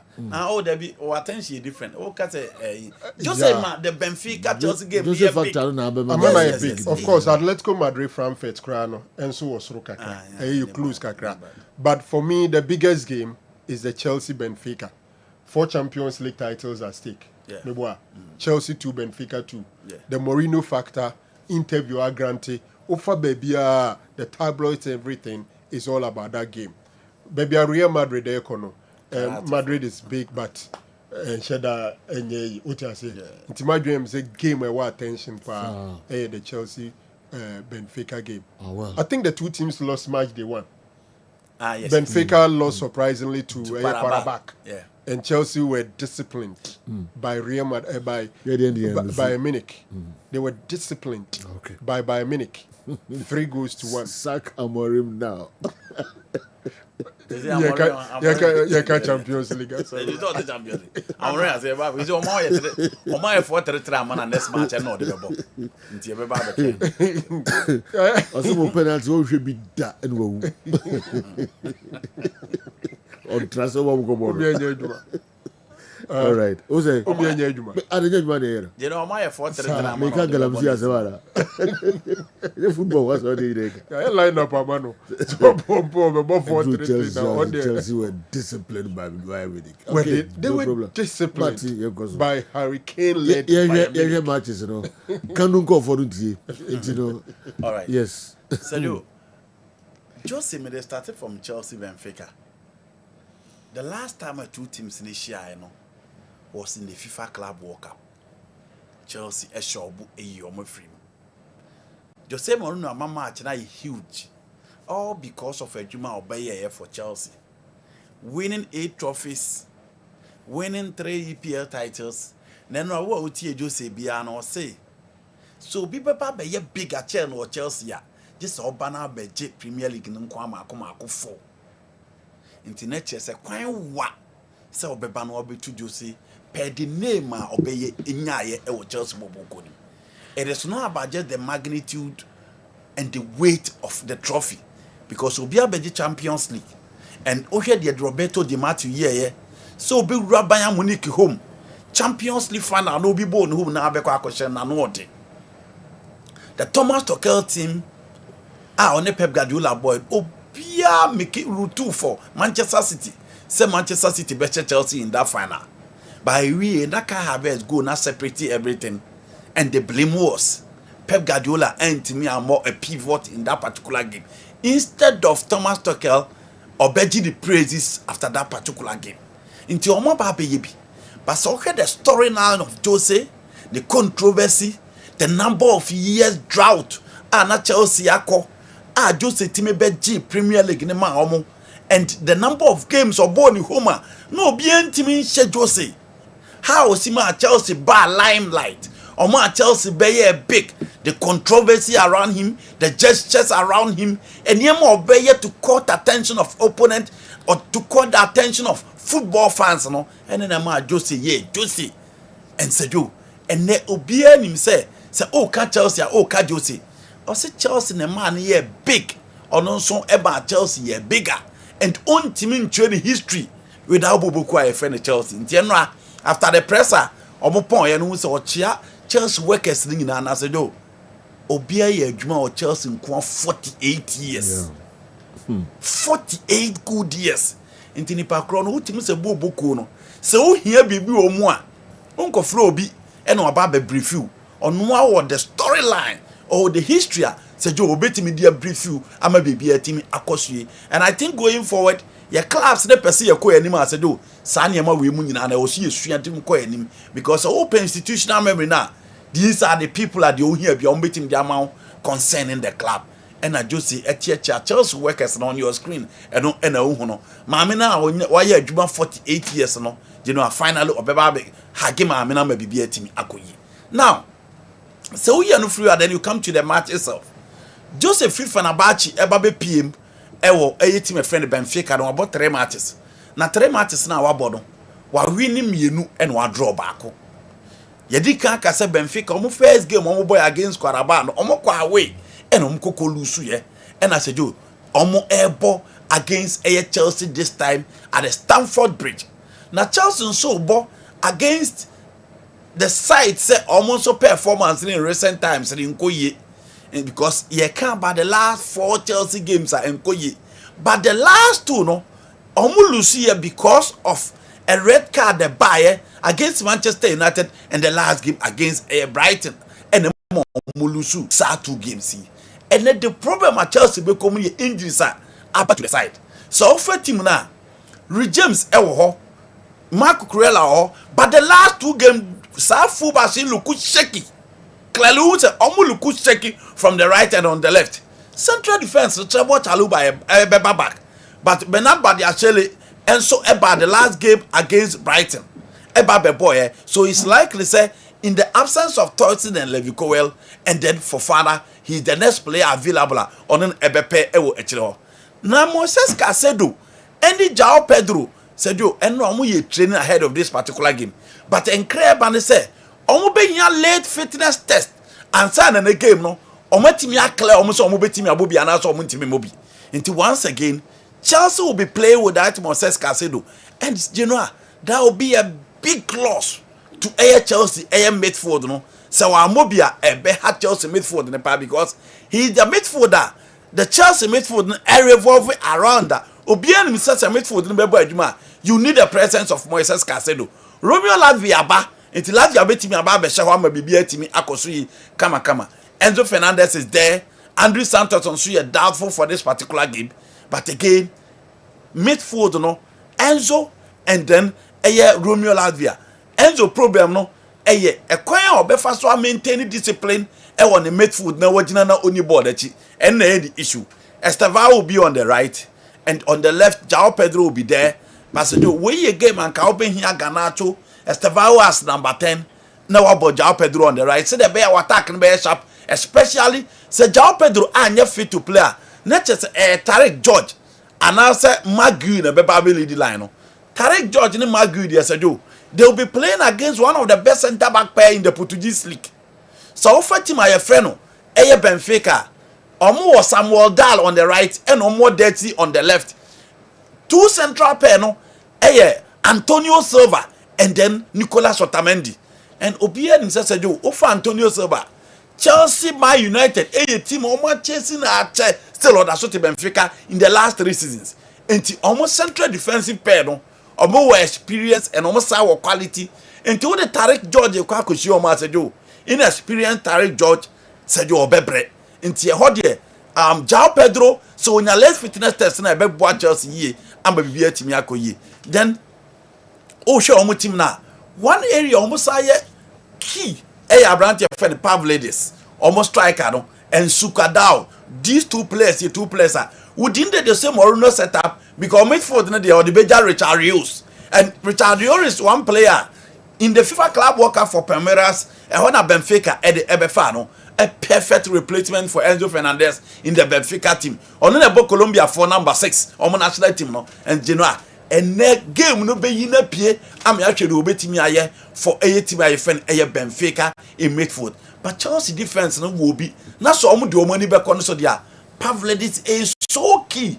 Na goals ni na Genoa ono na ehye edema team a your friend Benfica. Nti ono any one player Bernard Badiashile and then whoever will be paying no centrally no or more money kono just to make sure say game no ntimi nya bi more and o timi di bi ato atrem. And Chelsea need to arrange their defense very, very well. So just enough first go obeko akotum na what to achieve because already on first game na anko ya fa momo. And just make sure Chelsea will not get the first goal na onko conserve the energy no onko gina chiri e ba bibia ntimi enkoye. You know it's a close call. If João Pedro start Chelsea a chance. But you one start here it's likely to be a drawn game but make over 1.5 drawn game. Yes.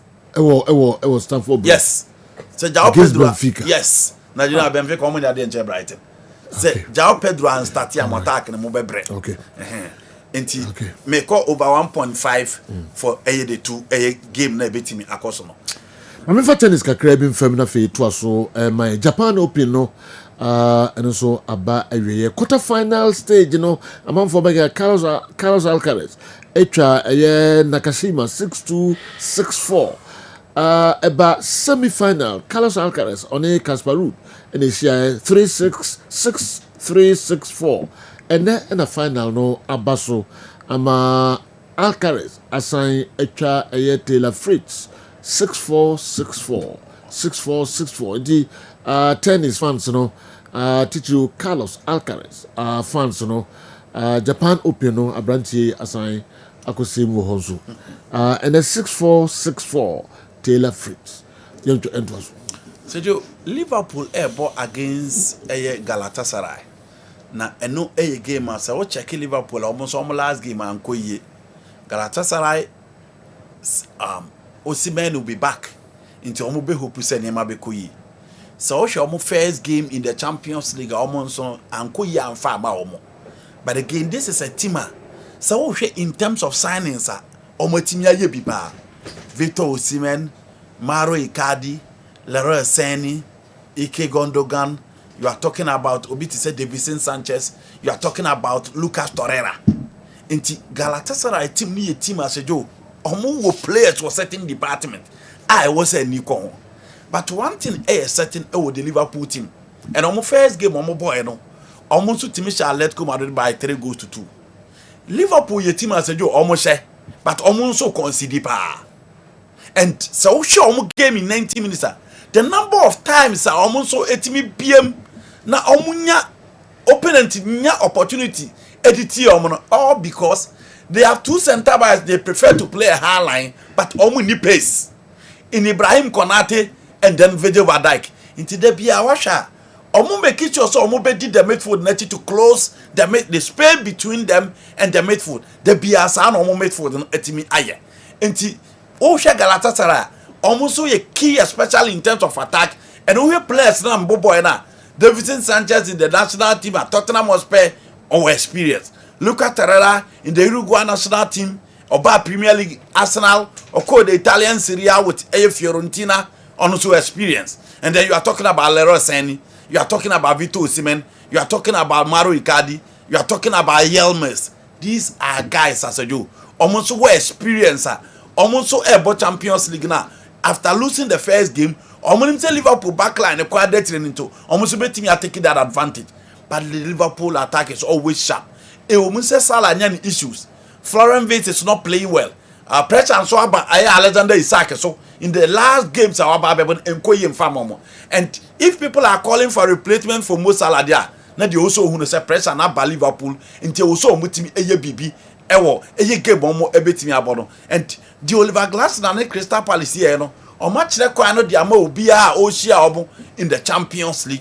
And Makasa the first game omo born the last time we said you omo consider these two goals against Galatasaray attack they be how omo kakra they will score, but I'm tipping Liverpool said you omo so betimi enye 2-1 or a 1-0 a slim one na bibian so etimi akosu ede amomo. Inter Milan ball against Slavia Prague, and so here Inter Milan Genoa Slavia Prague need the quality omo de be match obo Inter from losing the Champions League final gradually almost pick it up kakra and said I'm tipping in Milan in the San Siro against Slavia Prague almost winning this particular game. You can ATM Frankfurt and man and I'll say ATM for Real Madrid 4-5 into almost Kwakoswagu Frankfurt. So no ATM your team are they flatter to deceive and almost betting about one world class performance. The next game will be and in recent times in the Champions League untimin trust omo. Even in the Spanish La Liga, omo ye inconsistent. Inti de biano said you oh show ma e also di ani mienu na show mo.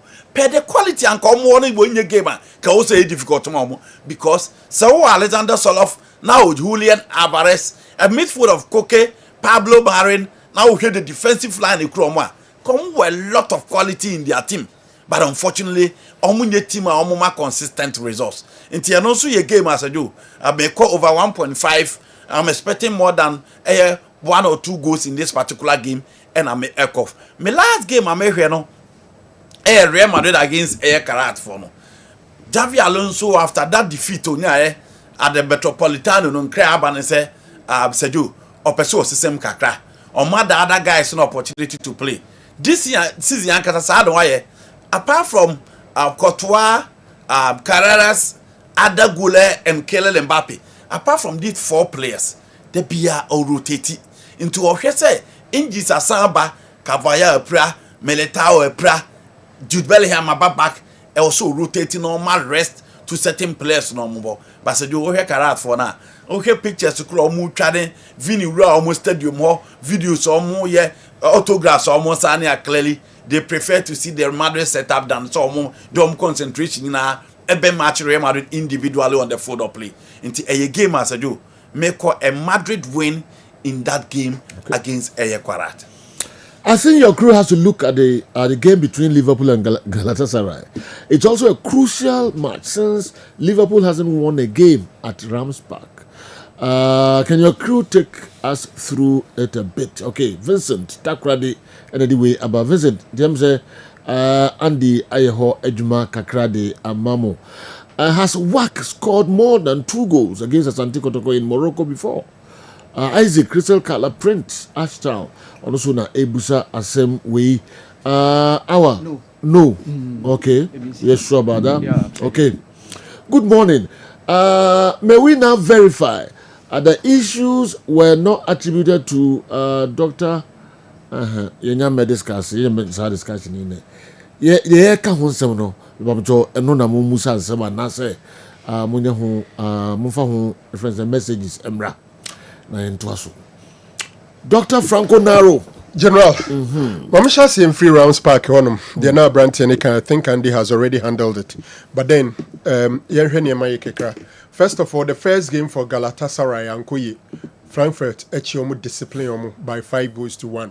But now it's in their favorite grounds, rounds park, and to set the test and a difficult grounds for Liverpool. Yes, Liverpool also won in their first game. 3-2 scoreline was the line of Munyaye. Meaning say Liverpool starting 11. Questions kakra and Crawford bisa. And he say who leads the attack as number 9? Is it Inform Ekitike or Abrantia your friend Alexander Isak and a best starter? It's one question. Mo Salah supporters they calling for Obimra mention a position on them. I dare say on a slot. Ebejia Tumana. I don't think Mo Salah will be at the bench. No way. Salah will start the game. So Liverpool starting 11, so predictable. Say you have your Alisson Becker, all those guys there, and I'm seeing say and they are more fullbacks and available. Maybe a Suboslai, ebe commit for no any Gravenbeck, akwa ye ejumano ede amomo. Then you expect say it looks like Ekitike is likely to start ahead of Alexander Isak. Galatasaray team no. Omo were some established players. Omaji Omudimba the Bridiano Kofom. The first game which they lost, na Abrantia, your friend Victor Osimhen, enya available. This time around, Osimhen is coming back. And who share from a moment full to attack now. Obekaso more experience kakra onum because Lamina Torreira as their pivot. On any day, Obianim, the experience Andy has taken us through what Torreira has done from Arsenal and all that. And Lamina is another solid central midfielder. Omo front 4 no ena dicey kakra say Liverpool careful because on any day if you have Osimhen leading the attack, it's a threat. Baris Yilmaz is a very good left winger. Then you have Ike Gundogan, experienced Ike Gundogan playing as number 10. I don't know, so Bebo Leroy Sani are free by a minute. It means that they come with a lot of experience. On Gundogan, Sani, Osimhen, and Liverpool, Sani and Dikakano, they concede goals. And it is a difficult game, but on paper, Liverpool will start as favorite. But I think say a draw is a potential scoreline. But the two teams today, they will be able to go. Okay. The main game for me is the Chelsea game. Mourinho, Asas Te, and Yema Bibri. And I'm a journalist in the Bakubisan and say, when you came here, you said you were the special one. I said, no, I didn't say I'm the special one. And if a journalist now say, you are the special one, say, yes, you are saying it, and I'm the special one. And indeed, he also says, in the history of Chelsea, he's the greatest manager. And I'm not sure we can contest it. Yes, he didn't win the Champions League. But the team that had gone without Premier League title for 50 years, Jose came, he saw, and he conquered, winning 3 league titles. In fact, I think he won 2, came back and won 1. Into all 3 league titles under his belt at Chelsea. And Mijidi Pass followers follow Chelsea Bebrino, under Roman Empire, featuring Jose Mourinho and those outstanding footballers. So Chelsea, as it stands now, Jose. And Wachere said the family, ne ba obewo ne ba no, Chelsea inti the family no near their day, but oba be yejuma. Wakasa bibri jenua papa no behamo. And they say ne oba no. This is some no akikane dia akwa no be hanko for no. Interesting. Oba haye. Akwa no be hanko for no. Let's see what happens. 7 p.m. near 3. My dream say Obeba be city back. What try so I take him on the counter. Unfortunately for attention General Obehamo. Okay. Akwa no behamo. You see Chelsea Toguso going into this game. After failing to win, I think Chelsea loses some 2 games in succession, right? Yeah. And then you also lost to Bayern Munich. And after Brighton lost, some key players are also missing in action. Say, and then my life warrior Palmer is absent. Defenders in there, my dream say, Chelsea has replacement in of course, Fofana anywhere any issue. I thought anywhere any issue. Levi Cowell anywhere any issue. Chelsea can have replacement in Chaloba any Ibia Hatu and Umbe free left or Ababe Pe Chaloba quite shaky kakra and Champions League night central defensive pair and kind of crunch Jawel Hatu and Chaloba on the Champions League night Udiagra or Masumbi to my honum. General, it's a tough game for Chelsea. Almost was some 3 players who are also missing this game. I think say Chelsea a favorite, but I'm careful. Mourinho beat my bear. Papa. And team got 3 games without winner. Yana unye too sure say team no call for mana. And I said those losses no become the team neighbor sorry. Into where there's some level of uncertainty around the Chelsea team. Say, is it a good team that has had some 2 bad results? And I say a team a bit more say team ni nyade. So it's a night that is so much uncertainties around it. Chelsea should be careful. Benfica is coming. 11:24. Kessben Television. 93.3, 92.9 Accra. Some of these journalists ask ridiculous questions. What has 74 charges against Chelsea got to do with Mourinho, who is a Benfica coach? Many managers wouldn't even have answered that question because it's got nothing to do with a UEFA Champions League game. This Mourinho doesn't want to change despite being older now. He has amassed around 100 million euro from sackings, and soon it will be the turn of Benfica to pay. Kofi and Ediway Efri and Cry and so Abeka and Anopay. Yentuaso.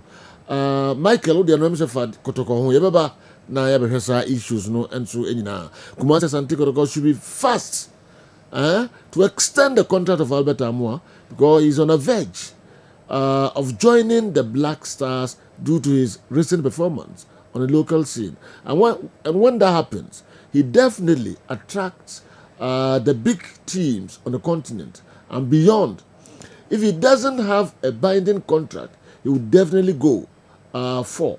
And that will be unacceptable on the part of we, the fans of Kumasi Asante Kotoko. So they should act fast. Ablekuma, Michael, and Apeja Way at the Abraye. No can walk off a year, New Scientific Herbal Clinic in Kratoka Krabi Abana Gentlemen. And so at was the Amay. Our Mohammed,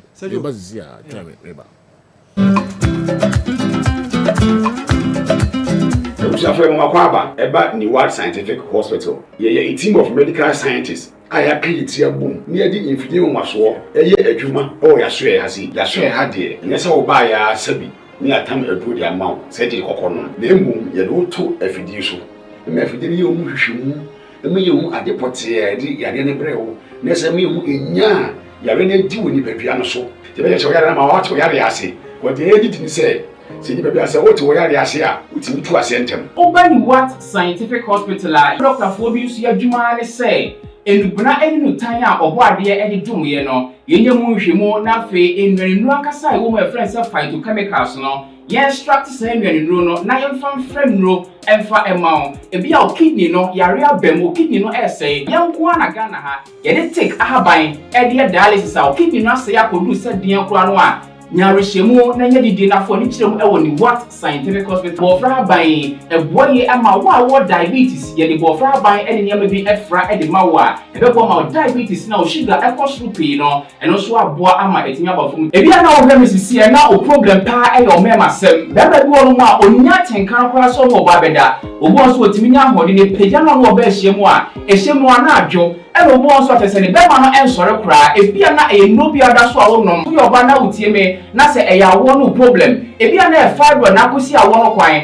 ana wa kwa ya sabia doctor si ensuo betata on kosiemu ovarian cyst ana se fallopian tube no e na block ye obebu okura wo sebu ensisi so ni nyina timi sinyi se ho kwan be ma bia na hu so e na wo form nkwawan e wo form low sperm count na wo okura be ba be ne hu so mo no na e mo no be friend spermatozoa no ba kokura we nyina e ha esi awo ho kwan a obani What Scientific Hospital a enfidi e de ehwe be da di amia wo se problem bi wo no mo a ne atimi hu aduro na afi aduane e be kira ho adie pressure ti amo akoma bo periperi asem kura si ofi etimi mo amane obi so hweme na ne bia stroke akawa tompam ye kwa wo ye ba wo so ntimi o kasa na pampan boni bi akire ye no halitosis yade ba ko a ya no wan bi obi opawase obetimi akade akire wo a ade be di unya o kasa bia na obi atwene hwene o koda na nyimre o da o junso antentem ye ba pam mpanifo no e free 40 50 60 years e kwa ni mo no o prostate na ekese prostate enlargement e ba sa o da o junso antentem o junso be bransa na ade ache e mane nka chi emye kofa catheter ahoma nkoto ba memo abusuafo bi ebere ni nti menya adaje amo ya de dia nyadidie se ni What Scientific Hospital Ghana ha de o pa ya sabe ya dia be fim die fidie e de twe enubna e na fa ho de ni fra haban mu e de saw ya de ma wo na e ni What Scientific Hospital yi wo Kumase Atonsu Monaco Junction ya Dansura Bank no e ne bie ni mhwe enkran so ye o ma 7 ye ben Janet Corner dan no 0244 087687. In case you are watching us from any part of the world, whether you are in any African country or you are watching us from Europe, you can contact us on WhatsApp +233 244 087687 or on Google Map. Just type the What Scientific Hospital and you'll be given the exact location. What Scientific Hospital? Nyanko Pwanda Rumenti Wamoto Edema.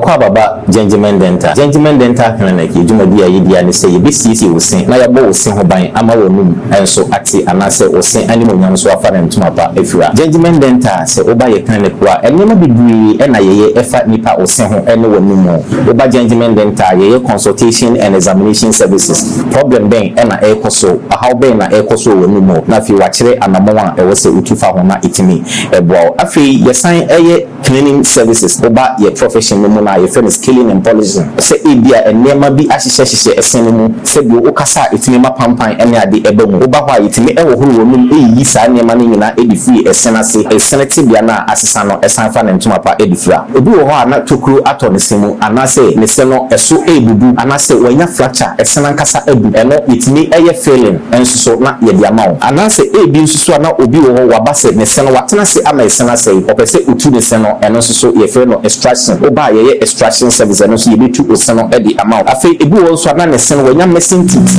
ye wo ni si no ahodo bebre ye frɛ bi se dentures no e ye de utimi e hye na wotimi asan ayi we mu utimi yi na wasan ahye eno ne frɛ ne dentures no oba gentleman dental ye ni na bi wo afi ye wo fixed one no anase a ye ta frɛ no permanent one no eno susu ye si a untimi into bi eno e ne frɛ no PFM bridge anase PFM crowns eno ni nyina no oba gentleman dental ye ni nyina bi e wo afi so ye wo bi se braces ni ye se osano kwan de dem anase emu atetete bebre eno no oba yetimi e hye braces no within some period na osano asan akusu kama na ma osano etimi ayeden enya ahoden afi obi pese oye tit whitening o pese odi don hiri ba ko pe eye osano fitafita te se le o ne bi so da oba gentleman dental ye be ye osano fitafita e dia mawo a how bia eni ho abefo kwan so e na ye be ebeye e dia mawo afi obi pese o share ne sen good silver oba gentleman dental ni na ye gentleman dental clinic ye tia kwan enye yira kwan kura ye wo Koforidua Central Police Station na enchen wa ba bia market no e wo no ufri abron sign na new story building na okọ Central Police Station no gentleman dental branch ba ko e wo ho na wodru enkran so so aye wo nungwa usi nungwa main lorry station hokra na ofra nurse ba ko bra be fa anase station na chi authority street ne so gentleman dental branch ba ko ho na atomic down do me kwa benya runabout no so wa gentleman dental branch no ba ko so e wo ho na wodru takwade pipe ano traffic light na e wo pipe ano ho no obefa kwan na e ko Tadisco junction obepa junction no kakra ko wani obo se OGN bank no e wo ho ye ne OGN bank na ne wo the same premises na tachiman so ye wo magazine market kwan na so ha onsa nifa so ha gentleman dental branch ba ko e wo ho anase opposite AY Ahmed na odru kuma se Abrepo junction total filling station wa traffic light na anihwe G runabout no wo free total filling station na yabon sign na edi ho direct opposite to the Methodist school e ho na gentleman dental ye wo Tamalin so ye wo tishigu ufri ya bron sanya na oko MTN main office ye ne Tamale post office na edi anywhere ye adwuma free eda joada popem eda memeda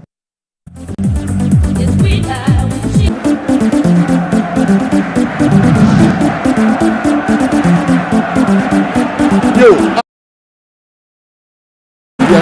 some Kessben television yeah twaso de amam awa Mohammed odi yen be fam kakran sana madam ho abasisia na mene mohiniba edi nkomo kakra Lexus Sergio bundi kan I think there na more ball on South Africa issue no but Sergio you be cast your mind back me some pictures to show what has happened before our South Africa for omo mfa omo adwene anko so we blunder in your first time ni ti Sergio Okoba mehwem Florentino Perez UN Edio money ato no so Sergio Okoba mehwem and of course Enra Kero Debi Ebaso Ali Zamalek what a game Ali fighting from a goal down yes so Sergio Okoba and of course under 20 World Youth Championship Ashasi ewo Chile no African countries Sergio only one team pena winning and the rest of the three no be luzu Enra Mienunsu luzu Enra so Sergio Okoba yebehemu Ghana Nigeria biom and of course Jollof Derby under 17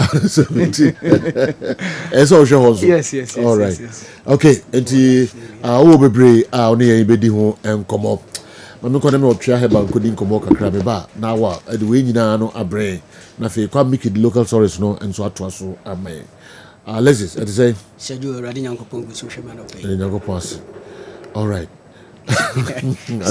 Asem fie yanko asem bien fie because say we see hwemi dia asem bien sure yeah asem bien opo for asem ba okay Matthias Sergio yanko Sergio mamena wase anopei na menchia ahwefo ene atiefo a omanya bre no magyebre na omohwe Kessben television saso na mamenko voter region eye peki na menchia medofu bi ho ba Jennifer mechia pa wa wonua akua Grace mechia mo nim se awrade adom mo hoye na magyebre so a mo monitor show no den Sergio ye ka Divine Hope Herbal Center ya so ye kese no ewu Kumasi ha makru abusuakru wa junction na ya ne yakofa aduru a ye frɛ no wotwea herbal powder aba na aduru etie ne ye nubna enhaban ani nkonyini ene ya yam no mohu ene ye de ya wotwea herbal powder na wotwea herbal powder no onipa bɛyi ɛne yɛka mfoma ne sɛ ɛwɔ so wɔno mɔtwea herbal powder yi bi onipa bi a wɔte nka sɛ ne sisi ɛyɛ ne ya sisi yadeɛ atena wo so mfie bebree wano num nuro atwie nuro ayɛ nuro ahodoɔ nyinaa nanso sisi yadeɛ yi ɛntimi nyaa wo wona sɛ wonya wɔtwea herbal powder anɔpa wote baako gu nsuohyie mu na wono mame anwummerɛ toa so yɛ saa mame akya yɛ na wɔtwe mmiɛnsa sisi yadeɛ a atena wo so akyɛ mfie bebree no ɛbaa begyaw na wagina brane sɛ ɔbaa anaa bɛrima obi sisi yadeɛ enam yadeɛ na akɔfa aba obi die engini na akɔfa aba obi die mpo nkwanhyia bi na akɔfa sisi yadeɛ no aba ne so ɔdɔfo yi yɛ numbers na egu screens ne so no ɛyɛ mmiɛnsa emu bia no ofra wɔsɛ media no ebi enam yadeɛ na akɔfa sisi yadeɛ na ba media no ebi enyini kyerɛ yɛ kwan a wofa so a usisi yadeɛ no nyaayɛ yɛso yɛbɛkyerɛ wo kwan a wobɛfa so a wobɛnom ɔtwea herbal powder no amowade wo ho afiri sisi yadeɛ a ɛtetew no na da bia yɛtena ha asɛm a yɛka ne sɛ woyɛ bɛrima ne sɛ sisi yadeɛ bɛtena wo so a if akya yɛ mfie mmienu wobɛhu sɛ ɛma no ato din Mr. 2 minutes wonam ano ɔma pagya wɔ mu nsa wɔ wiem mmienu ɛkyerɛ wo ɛnyɛ tuusio baa wɔn pɛ sɛ wɔn ka kyerɛ wo sɛ bɛrima wayɛ mmerɛ wɔ mpam wokɔ osi n'anim apetere 2 minutes na bɛrima wagye mu obi sisi yadeɛ atena ne so mfie bebree ɛna wɔgu kyanafoɔ nuro so ɛna wɔnom na me deɛ menka nkyerɛ wo sɛ gyanom kɔsoanom na wononononom a akya yɛ mfie num afei bɛrima no wobɛnom saa enuro no ankorɛ makora na bɛrima no ɛmmɔ ne mu ase ɛmpagya ne mu na afei agye wo mɛma yɔ ato hɔ hwehwɛ wɔtwea herbal powder abrɛ sisi yadeɛ ɛtetew na num ne gyina brane sɛ ɔbaa anaa bɛrima kookoo ma obi yɛfunu ebom na no na meka sɛ sɛde obi yɛfunu wote ne nkyɛn a ɛworo so fa no wobɛka sɛ sɛbe yɛyi ɛpo no abɛto ne yam ɛna ɛworo soɔ ɔdɔfo yi kookoo nti obi kwan ne minim na wɔtu ntakra wɔ fie nyina nti nkokɔ hu na no mu pɛ baabi afa ɔmanim sɛ wɔba bɛtu takra kookoo ama obi gya ne nan sɛbe na ne kɔkɔbo na ɛtwe aba kookoo nti obi gya ne nan no wobɔ nso gya ne nan a wobɔ nso mugya kakra ɛwɔ ne gya nan nim ɔdɔfo yi wo bɛrima wo blidi anaasɛ wobu nsa ama wo yere so abu ne nsa ɛyɛ kookoo ɛna ɛtetew ɛma bebree ɛntwi pɔnso asɛbi wɔntimi mpie ɛdi ntia kookoo agye n'anim abɔ so sɛbi ɛmɛɛma bebree te compound house aberante ntimi nworo ne wedeɛ no wonim sɛ wɔworɔ pɛ ne wedeɛ no mu nyɛ fɛ kookoo asisi wedeɛ no mu ama aberante ntimi nworo no ho wɔdɔfo yi sɛ kookoo yadeɛ paa na ɛtetew deɛ a wɔduru a wohia yɛ wɔtwea herbal powder na wona wonya wɔtwea herbal powder no bia stage bia kookoo no wodeɛ no aduru sɛ wodeɛ no wopo sɛ w'ani sɛ wodeɛ no yɛfunu na ɛbom sɛ wodeɛ no sɛbi wogya wo nan na wokɔkɔbo ɛtwe aba mpɛnsuo biara mpɛnsuo bi a wodeɛ no akɔduru no wofrɛ yɛ a wɔsɛ me nsa ka wɔtwea herbal powder no bi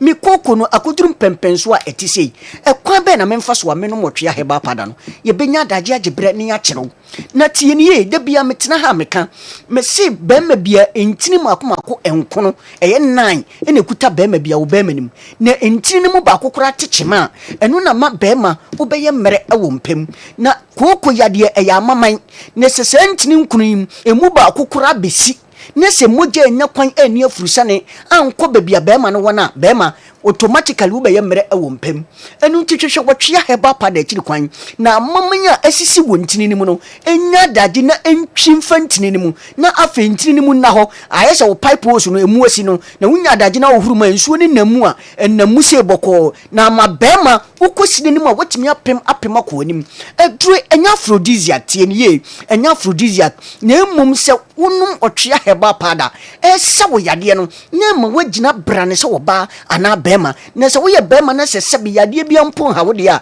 ɛneɛ wonom wɔtwea no na apagya ne mu na ɛbɔ ne mu ase ɛkyerɛ wo bɛrima no ɔdɔfo yi hwehwɛ wɔtwea herbal powder akyiri kwan fa numbers ne gu screens no so no kyerɛ yɛ stage a wo deɛ no kookoo no akɔduru na yɛnya adagye na yɛnkyerɛ wo ɛkwan a wobɛfa so a wobɛnom wɔtwea herbal powder no meka sɛ obi so sɛbe ne to asintini no ebesi ne nantu ɛtwe no yɛ pa akyi hɔ no yɛwɔ adeɛ bi a ɛda hɔ a yɛfrɛ ne dicks na saa dicks no ɛno ne sɛ nurse no emia na e compress na afei ama wate yawo ewo eye sebe woto ase ho ebesi sebe onantu ho no na etwetwen na doctor apedin atoso edin eda so yese ye frɛ ne sciatica odofui se wo hwɛ yade atiti nipa bia na edin na ede nanso so ubon se yade ni na eprawo obi to ase sebe ni entini no etwe na wagye ne ho a enye wonum nuro oye labs okɔ clinics ahodo obi nuro sebe egu politank mi na doro bendam no wotwe ni nyina ne se no to ase ntini twe na wagye ne ho a enye obi se memetena se eche na mesori a na metu ahwe entini na sebe esa wo to ase ho no emogya na enya kwan ne afurisa ne wom na wodofo yi akofa san sunsanso ati sei abrew wodofo se wo nsa na aye titiriti onan na aye titiriti woduru awuhia aye wotwea heba pada se wo to ase ntini na etwetwe woduru awuhia aye wotwea heba pada wode wo frɛ ye na wo se medie no sebe me to ase ntini na etwetwe me sebe medanya na me nsa aye titiriti medie no metena ka mu a se driver no enyina be 10 minutes ema me mo obi ansi a mintimi ensole ena ni nyina ne se anansi ache me nan wo frɛ ya no waka stage a wode na duru akyere ye nya daje agyebere ni akyere wo kwanya wo befa so a wo benum otwea heba pada no no wade ho afiri yade a etise hu afei abrantie bi wura dwaye no obobna osu adai abrantie ne maame bi nwi ne yiri bi nwi ne ba bi nwi na mmom me se be ma de ene ubotom ene sebe de sen wonantem no sebe ubotom nye de sen wonantem su a afon atwea kom aye ketekete aye lengelenge aye se kreyon aye se straw abrantie nam fie aduanan nanso woni ne ba wo mfie nan de eye pe we me se nye sunsum nyuma ne duabo bi a abrantie we emfa nkinkyina asofo no so na mo ma asofo ne bredodo we eda obi nsem bo so de anonten wa yeso so yesu e nyankopon kra yema na so budodo hwehwe wo twea heba pada abra be ma na fon na atwea kom na aye ketewa bi no be ma wonya wo twea heba pada ni bia wo se media na afon atwekom ekwan be na memfa so a insu wo twea heba pada no sa mema na tesa no ye wo special we bi ye kyere mo a mo be apply wo twea heba pada no mo benum amaye na afe be ma na afon atwea kom no be wura yirima na wura no na ma extra energy se be ma na wo kusine nim a wotimi apem akọ anim ye me se be ma de se wonu wo ba ehia ewo mpamu a wo gina ewiase nyina mema anim enti ya no wodi asema ma ye wate na wo bedi asema ma ye amema na atwa ye salute di a ene aduro no ye wo twea heba pada afi me kasa abrantie bi ene okoda ye no wakan sili ama ade ache abrantia adwonso beburu be mpredu ansa na ade ache wei odofo wei odwonso a woten kase dwonso na wadwonso wie no ebia kana ya ase wochima ansa na dwonso na ba wawie no wo nse da bia abrantia ne ho age dwonso ade sebe ni nyina ne se ni dwonso twa no how bi bem enti dwonso ni nyina ntimi ma ti wo nsa keka sebe na mo ase ni mu wo nse otekam ana se okoni pema yeso ho bon dwonso abrantie ni nyina ne se dwonso twa no how bi ebe mu no wodura wo hia ye wotwea heba pada obedi adrum pempenso a ye de roba mpo atum se wodi na adrum pempenso ye de roba atum a wodi ofre ya wo se medie no ye de roba atum die no ekwan be na mefa so amenu wotwea heba pada no me se yesusa no se woje woduro ben se wodwonso a enu na wonua ba di wachi a na opese wosuasua wo se wodi kwa me me amede kwa me wo se kwa me odwonso ofe ubon se mede me dwonso no spell me din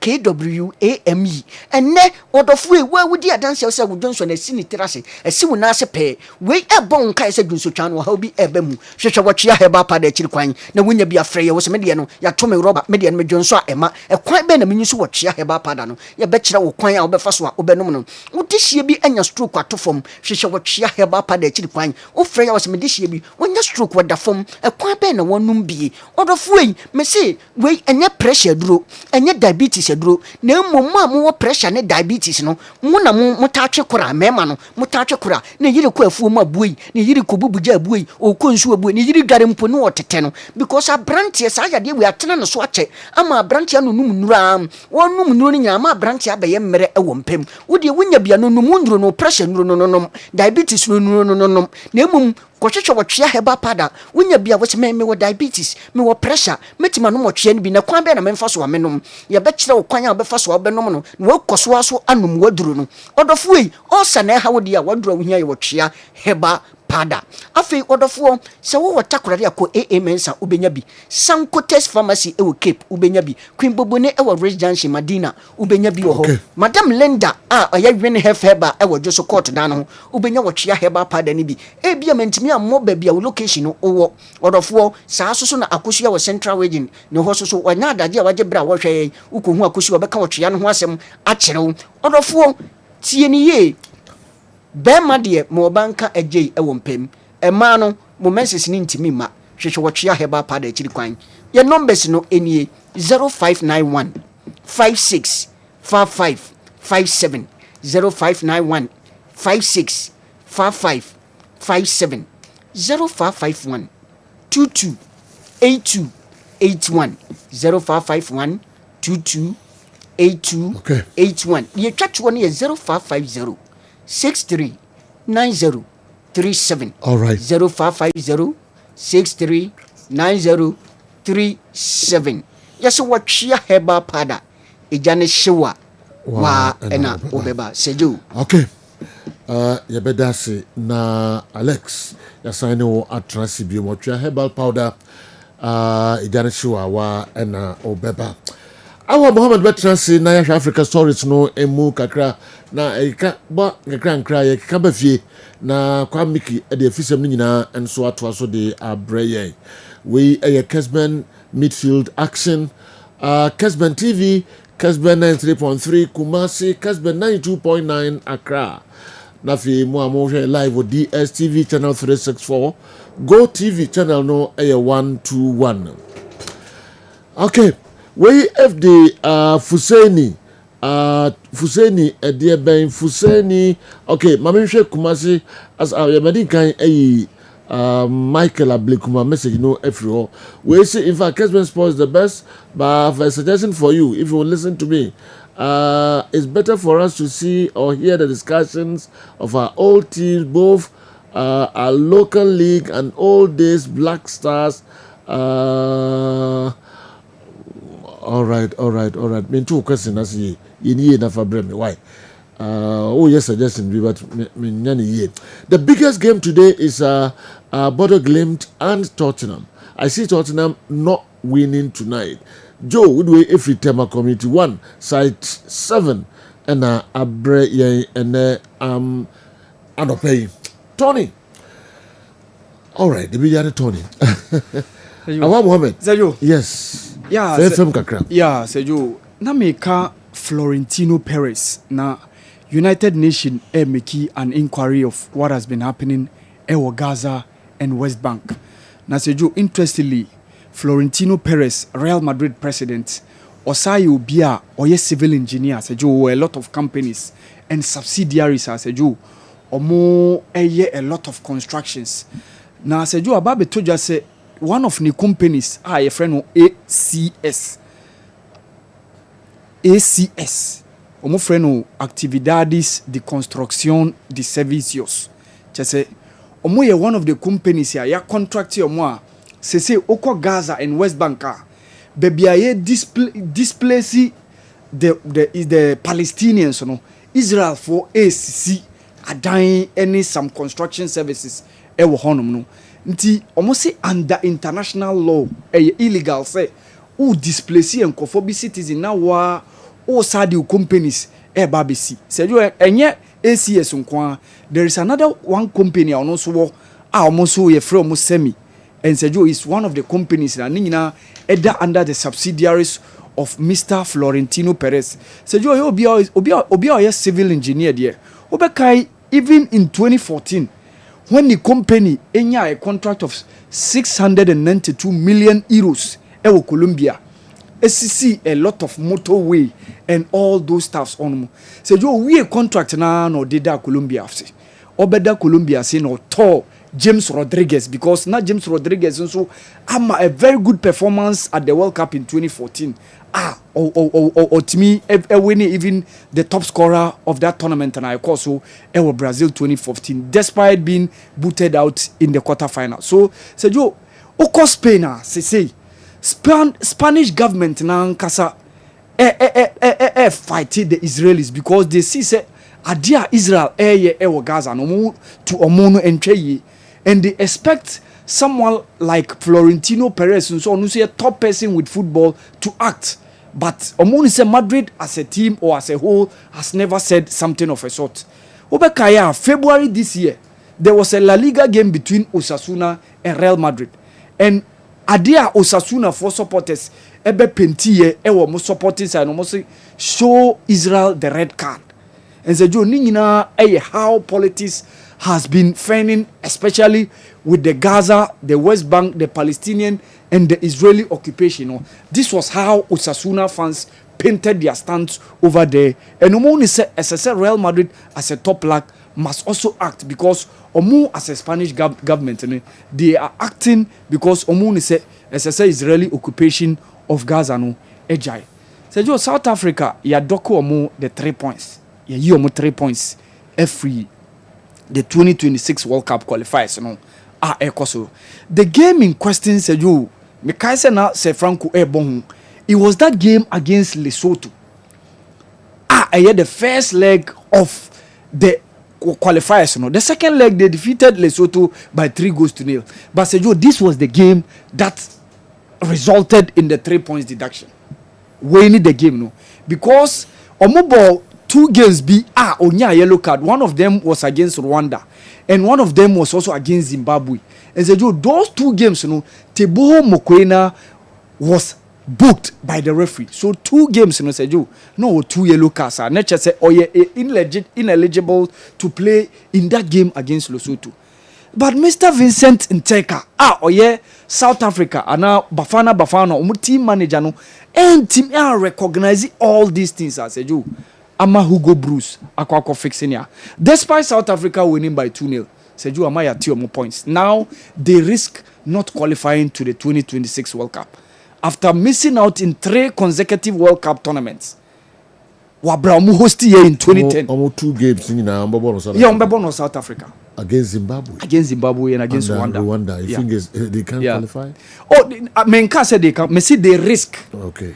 So now, Sergio, if if Benin is able to win against Nigeria and also wins the other game, Sergio, I know Subebo against Rwanda, Sergio, Benin can qualify depending on the goals. Yes, World Cup, the goals advantage and our goals aggregate any addition. And Sergio, this was the game. Emma those 3 points now. Ya deduct you as I find you 10,000 Swiss franc equivalent to $12,500. Sergio is so unfortunate. Obekaya qualifiers for AFCON 2012. Near course Gabon, Guinea, Equatorial. Sergio na South Africa, Egypt, Sierra Leone, any Niger, any O group. South Africa for airball qualifiers, Sergio, now they don't know the rules governing that qualifiers.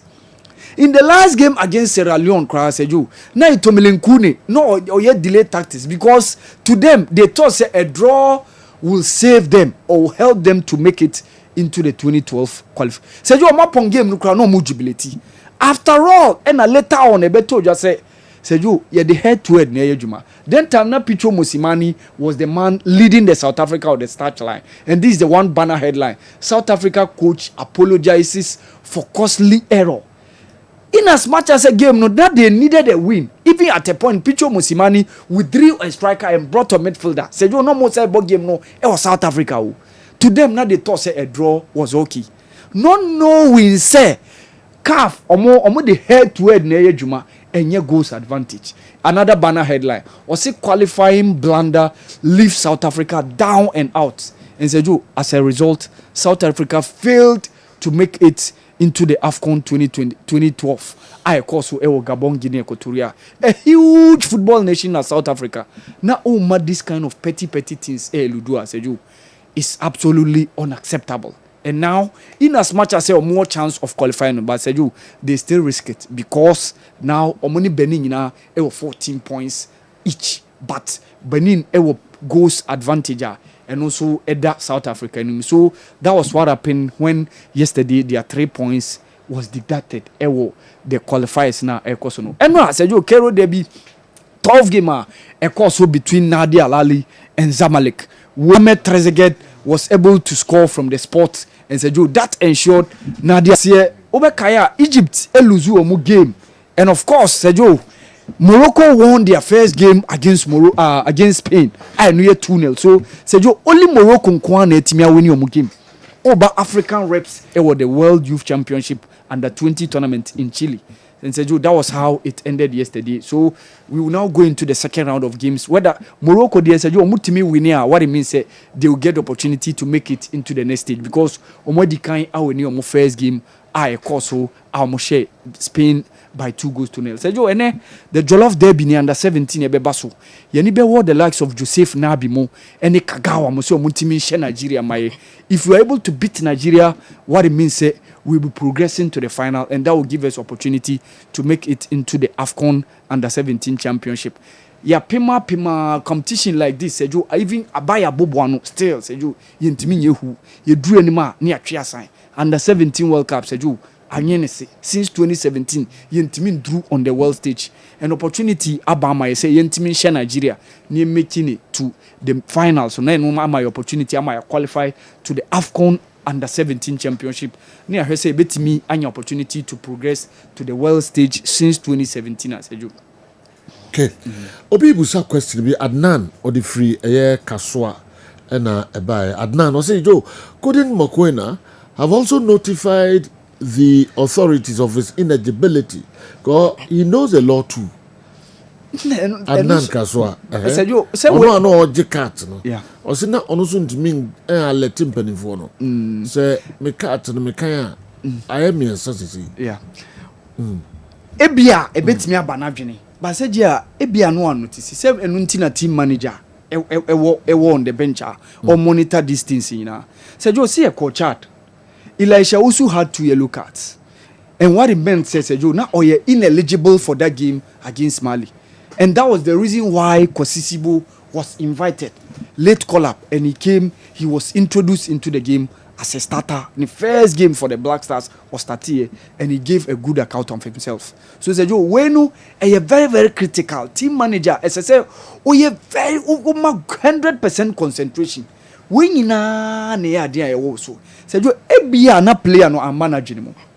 Because the coach will be relying on you who are your team manager no so will be money the list of omo eligible omo ineligible because 2 yellow cards and issues like this and they said you share ya one share ya na at me ama nation no asofa and said you and only idea about be affect you yeah he can be here you will don't show me no more time you be local discussions outdoor NSP Kessben TV Kessben 93.3, Kessben 92.9 Accra. Kudos to the UDS team for an outstanding performance in China, showcasing the best of Ghanaian football with remarkable fighting spirit.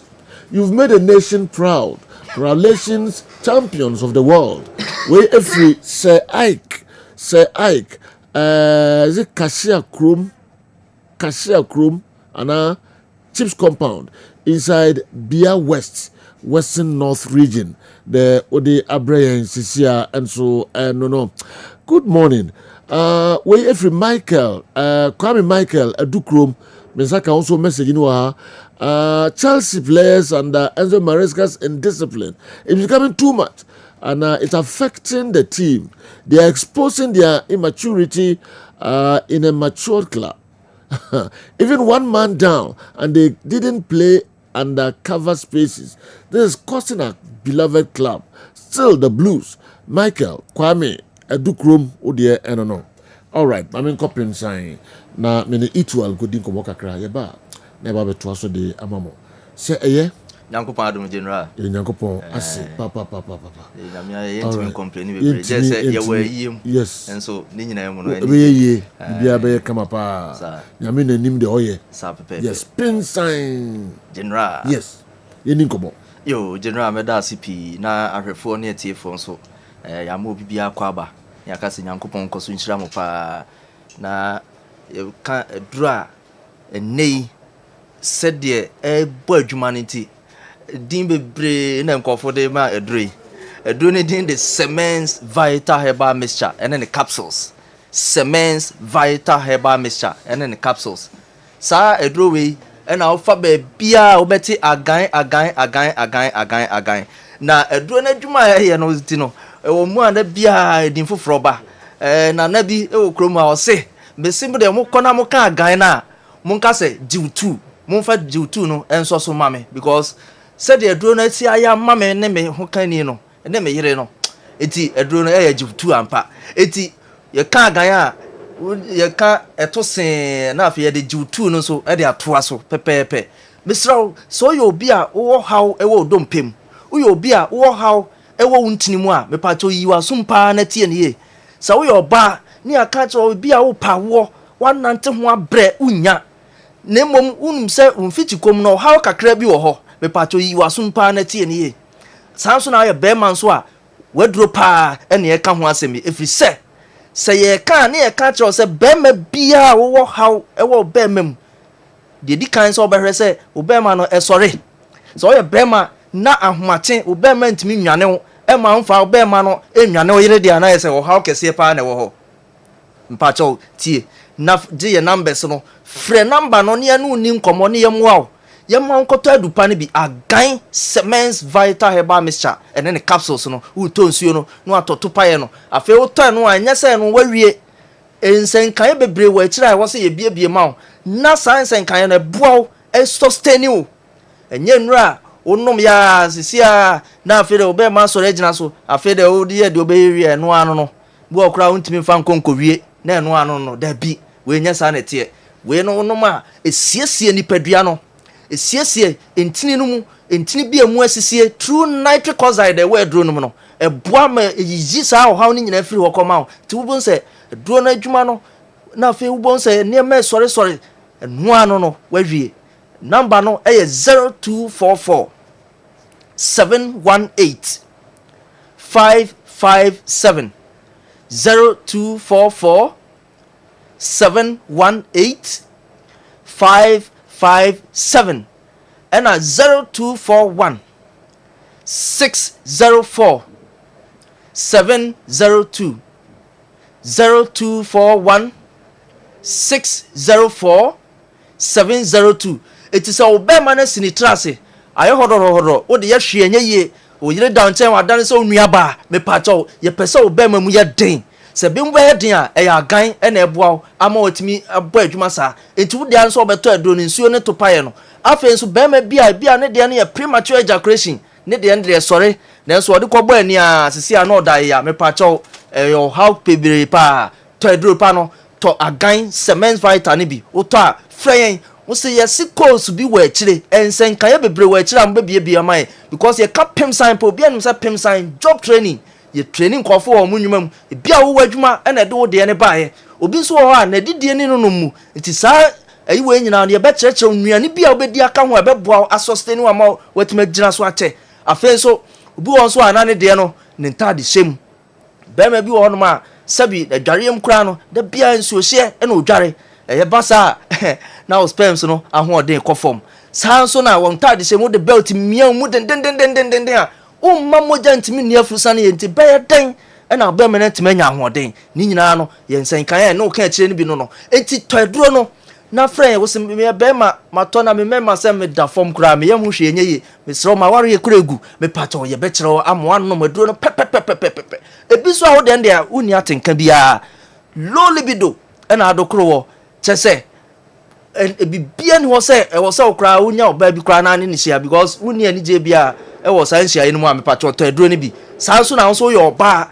na wo so atenka kro na wo so ni bia wo so beto adukro na wo to nsuo na to topaye ni nyina utoria no anso obefrɛ wo frɛ ya ye no obekasa ne akere kwan abefa so abenu aduro no pepepepe na bibia e kama de ama ni nyina anso obefa ye numbers na face so oba bia wo fiti kom wo how be pato tie ni ye so wo fiti kom how menstrual disorders a de dikan bia wo de no ye amenorrhea absence of menstruation o menses no busume miensa ni anasa wo de nkra de afi emaye me pato koto agan to Semens Vital Herbal Mixture and capsules ni bi efri se so tope aduro no be start say siesie ni padua ma ka cho say ye adwuma wontini mo ti siesie ni padua ne kakra to won sisia na wanya hoto afen so obi wo ha ne de na amenorrhea ne de no obridi broso ni breeding no e broso me pacho wo so to aduro ni bi wo to wi a frɛ ni ani nkomo na bibia anya kama ma ana so de na amenorrhea wo de no menses ni nsisi no ho so ye me pa cho wo beto aduro no wo to afre semens for ana o baby won ma sabi enka wona se papa afi obeduru abi no ubonso ho ana ne ma bi yi free na se ti se nkotoa ti se akatoa me pa cho to aduro ni bi na frɛ enam nsayade bi no wanya na eye semens vital herbal mixture ne capsules wo tope wo de number no 0244 718 557 0244 718 557 anase wo de no wo betima friend number we so 0241 604 702 0241 604 702 sa edro we beboa pa afen so yentie ne wo yo ba ebia ka cho se wo hormones no e wo form ebia de ne follicle stimulating hormone e wo form pa anase de ne prolactin e wo form wo de progesterone e wo form anase wo de ne wo soro e kosoro pa e basa na wo how bebre e na aba ni nyina nse wo beto aduro no obi won so a ne de ne estrogen a betima aboa siesie ne kama ni nyina ne de wo form anase wo soro eduro pa no ebeboa amana ba normal be level ama bibia e kama ama me ka say ebi kura na wo de no ba kro na wanya mema hormones a friend testosterone wo de no ekosoro pa se ekosoro pe eno so yo ha bebre eno enenya effect e wo menses ne so no eno kro na no wo say amoa it se bema because mema hormone friend testosterone na do so wo de no me pa to wo to agan mixture ne capsules no nyina ebeboa ama o testosterone level no eso atia beda ba bia wo say da pepepepepe eti awo bia wo hwehwe tira kwan na wunya no enam say wo no agan ti wo say ebie kwan ama oni be mehia ya na so awo no so otimanya bi ti wo dia no so wo be to eduro no na afi wo frɛ say ebia me de me call hospital yesi me hormones me hormonal imbalances me pa to eduro no to wie wo frɛ ya ye be kire kwan obefa so obenu eduro no afi ye be kire enuane bia mwadi aka ho te enu ano say wo didi no na bibia ye kama de amount uye no to nchen make us say wo de na hemorrhoids koko and I say piles either say hemorrhoids and I say piles me pa cha wo de na e ba ne say e ho a sabi ukoja onan a wo se moja ko brain be ka say bright red na de akire enti da bia ya na ayam hihie de amount wo pese wo be ko toilet kra me pa cha wo to edro no edupa no enoa ne agan obi wo ho ne de ne kra de aye rectal prolapse ne de no kokobo koja na ebo sen kokobo ayaba hey edupa na ne agan o to agan no utori a ye betre onuane no se de bia ka ho asem no ye betre obi bia mo aya o kokobo ada bia yiba no eno ano na bia sisi de ama o so se wanya wa ho topa na me ka say obi wo no ma ono so ne de no abetuatua ne to kwan na no me pa cha o e agan e na woto agan no beboa na apapai no kama unti ya obia wo hobiem ya obia so wo hobia me pa cho ni nyina be free ha kwa ma nti agan semens vital herbal mixture na beto no wa fa ye numbers no wa frɛ 0244 718 557 0244 718 557 and I say 0241 604 702 0241 604 702 utadro na no afre ni adi hu nkomo na me pacha so pedu pay bia to a ko PFA pharmacy e wo kumasi a New Road Junction ubenya drone pan bia to ho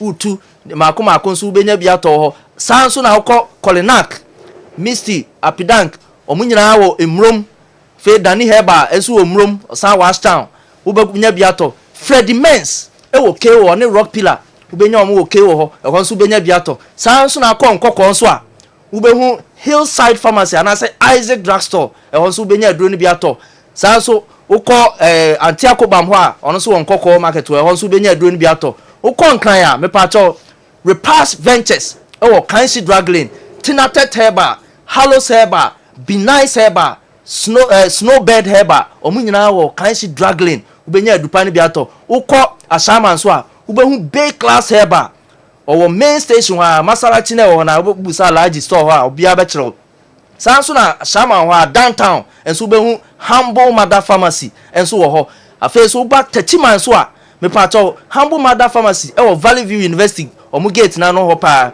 pe ube hu omu wo ho e ho so benya bia to ho no afa so ukọ a social taxi station e wo Mankasim roundabout ube hu jefe ba so ho Coronation Junction so e wo Cape Coast so pena he ba so ho no ma ono so bebo amu anya duro bia to wa kageti anso me pa cho ukọ ho so a ho so be hu Obroni chemist e wo wa kageti a afa so Tamale so e Legacy Pharmacy e wo Lamashegu wa inside na Kwanzu ho e ho so benya aduro ni bia to ho no ko na bibia be kama tikobu number 1 so ubehu odalo heba ono akro na san obi o Cote d'Ivoire o san obi o Eziama enti wo frɛ ya ye dom number be ma na bibia kama de ama ni nyina so be fire numbers no 0244 718 557 0244 718 557 na say 0241 604 702 Miki muntu asu nyankopon eduma na me sore so kra no ye CEO Dr. James Amoa ne father yes ne papa da form efiadai memenda ne kwesi adeso ya we keep in tuatua so pa oboase dadwen openyin Africa openyin kwesi anan ni no ye na yie efiada ekosi ne kwesi adaso yeso ye to nsafro bia Kessben media for ene ahwefo ne etiefo nyina mumra yese de ade ato na nenyo no na yie tie nyina meka Dr. James Amoa ho pimsan job training fo ni nyina mumra ye to nsafro bia nyankopon siro bia sha wonsoso ye pimsan ene ko maso ye ene omukodi nkomo ene anopei wo midfield actually dwumedie ne say the local stories awodo enso e de toasom e de amamo dwumedie so ye be sha asem e de free the Black Stars of Ghana na 17 e boboko no sene so say Africa under 17 championship no e ba be kosom e wo e Morocco e wo say Ghana e team qualify e ko take part ya qualify with semi-finals e qualify so no wo for Zombi no enem ye de Nigeria ene babo 7 p.m. and a Kensi no ebetimi abaso dendenden Kagawa what they to just sabre woman in Nigeria pa na Nigeria and Ghana akensie bia bekosu piano no matter the level piano e yade akensie no mu edie papa na ne womo epese mu di nkunim enunti omeko all out na omahwese nkunim die enso beba ede amomo we Ghana under 17 ye playmaker Mensa Kagawa and the Sansemwe e de atudwa e de fan na 17 ye team no enso ye kom under 17 one coach Prosperity Ogum one so the coach e de ma team no one so sabre we feel good na every ni place ni nyina no obia e okay obia spirit e was from obia e be so qualify e na niche e Africa AFCON for under 17 championship na e be koso e Morocco no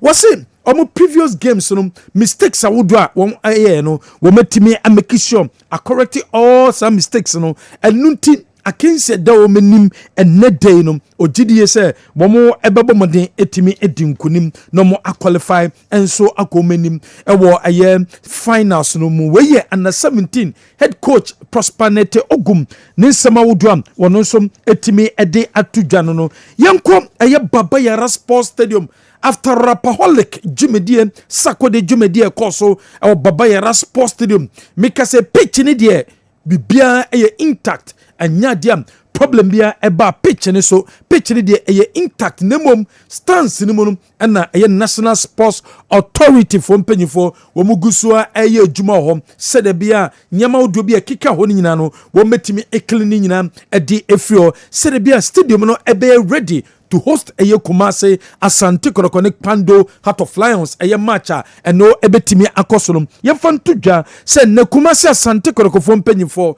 and the National Sports Authority for mpanyifo koye meeting womo discuss Kotoko womo homecoming no we homecoming after Ghana Premier League ni ban we last season when match dikan our mobile home because of asesia na ekoso our Baba Yara Sports stadium home yetwasom our other stories a decent production womo ena eldaroma ena clubs awodam womo si akan e Premier League no obi ansam etimi akan eye 1 million Ghana cedis a eboa clubs ni ye papa womo yi matches ni be live intie nya ne sem after match day 5 say bobo match day 4 ni abo match day 5 after match day 5 no womo pese womo ne eye clubs ni nyina etimi ehia na omukọ venues awudu omukọ ye nyema omukọ hu yem aw venues no clubs no ebetima improve eyesa nyema ni nyina ede amontitu venues a wometima kọ akoyi matches no hono won pese nyema bia eros bia ekoso hono won pese eye omene clubs no asia no omene omye discuss omusin ehu yeye papa because pre-match no ayana clubs no bebre enko obekia Ghana Football Association a charge clubs no bi pre-match no womo enko kansam emfa game number bono post match de obono mako wo mesiri nyina kan bi eboam ema league ni standard no ekosro enunti enom peso mane eye clubs ni share after match day 5 na for o review eye said Ghana Premier League no impempenswam enunso etimi akọ yetwaso awada stories the president of the GFA Cat ESO Kreku catch them young referees we eye policy na penso ode ebaya ogidi yesem boye papa wakasa adia fan was a them young referees wo mo boa Premier League no wo mo boa Division 1 enunti ena namso ema Premier League ne kwa no William Agbovi Jr. onye opportunity etimi di Premier League games no ebi from Coles Foot. Well, it's been an unbelievable journey, to be honest. When I look back to the first generation of the group, some of them are in the Premier League. You saw referee Agbovi officiate in the GPL, and a few others who have graduated from Coles Football to the GPL, and that has been the amazing success story of our academy young refereeing policy, perhaps the flagship policy of this administration since we took over.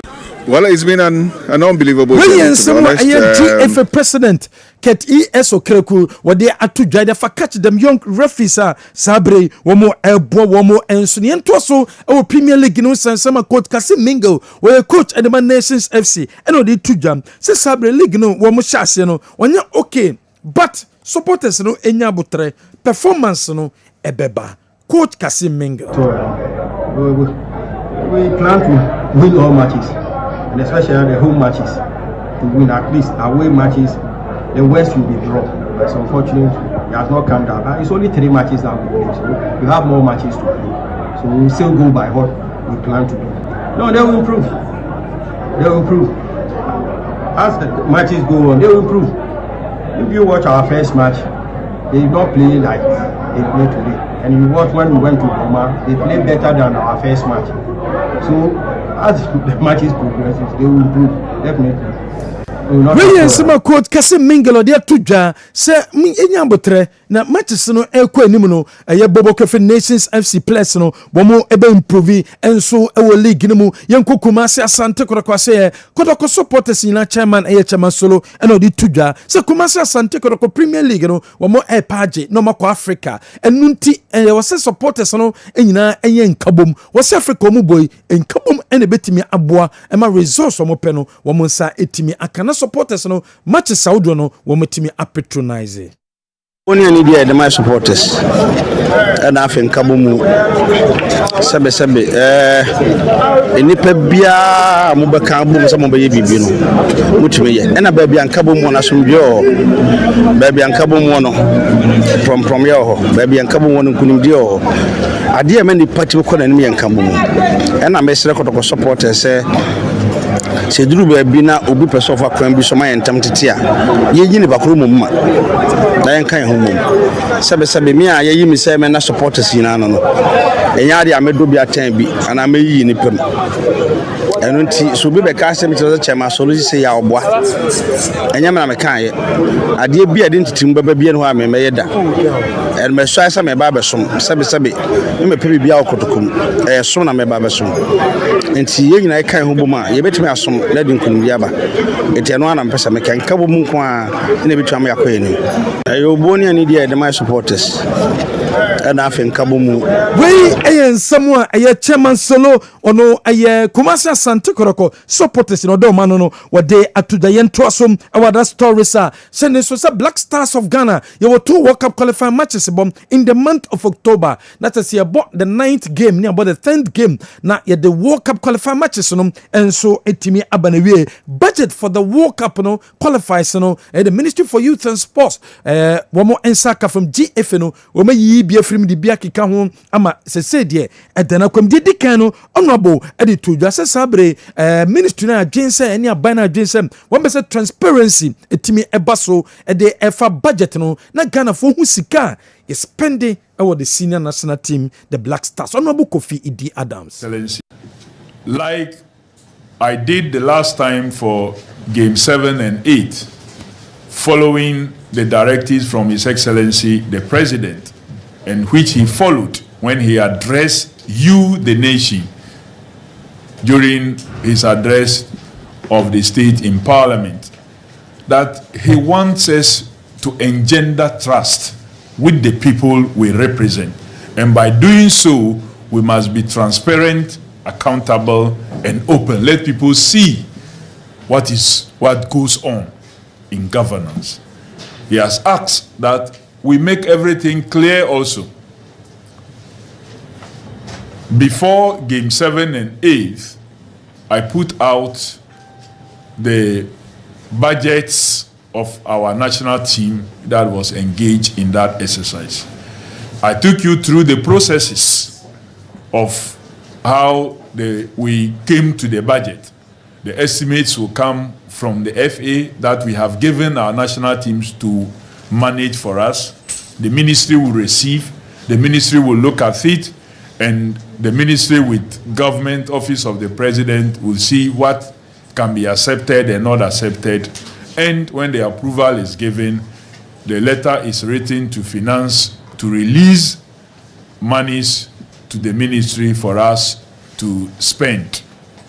When some honorable sports minister what they atuja say because of better transparency and it be a ebasono and a budget for the World Cup qualifying matches no one more day atuja o chichemu home matches no budget sika we me try tour for a year and I say sika ma approve for the home game one the Black Stars of Ghana ebebo. That also has room rates same. We don't have anything for flight tickets because that already has been taken care of in the previous one. The ticket to Morocco, the tickets from Morocco here and from here back to base has already been taken care of in the 733,000. So you look through all and the items are same. What has been added here is that when you are hosting a game, you are responsible for the officiating officials. So their accommodation, their what they call indemnities, we have to, and looking for vehicles for them, and also vehicle for the visiting team. So that brought the total expenditure for our home game to $387,000.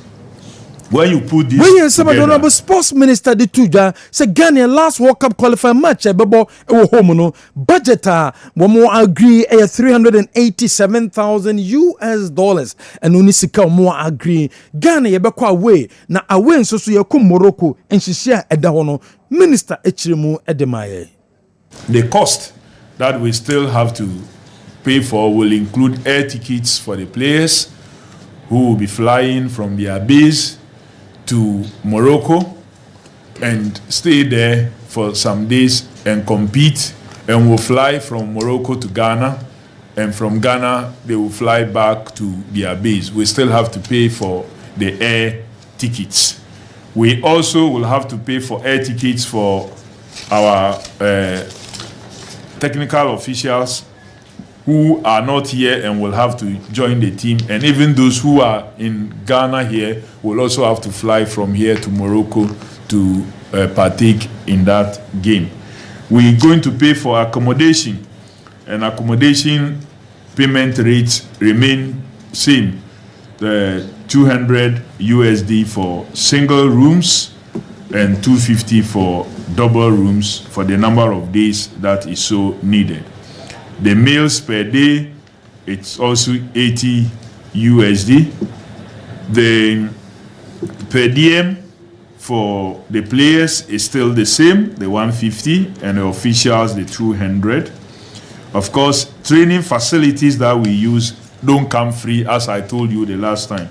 So $1,000 is estimated for that expenditure. The bonus that we paid for players remains same as we have agreed and as the FA itself have agreed with the playing body. The bonus to the head coach remains same. The assistant coaches will remain same. The physiotherapists, doctors, and the analysts and all that remain same. The case officers, the masseur, the media, and all others remain same. And as I mentioned earlier, the incidental or impress stroke medicals has dropped to 10,000 instead of the 60,000. We find no request for fuel whatsoever in this presentation. So the cost for the away game came to $733,000. The cost.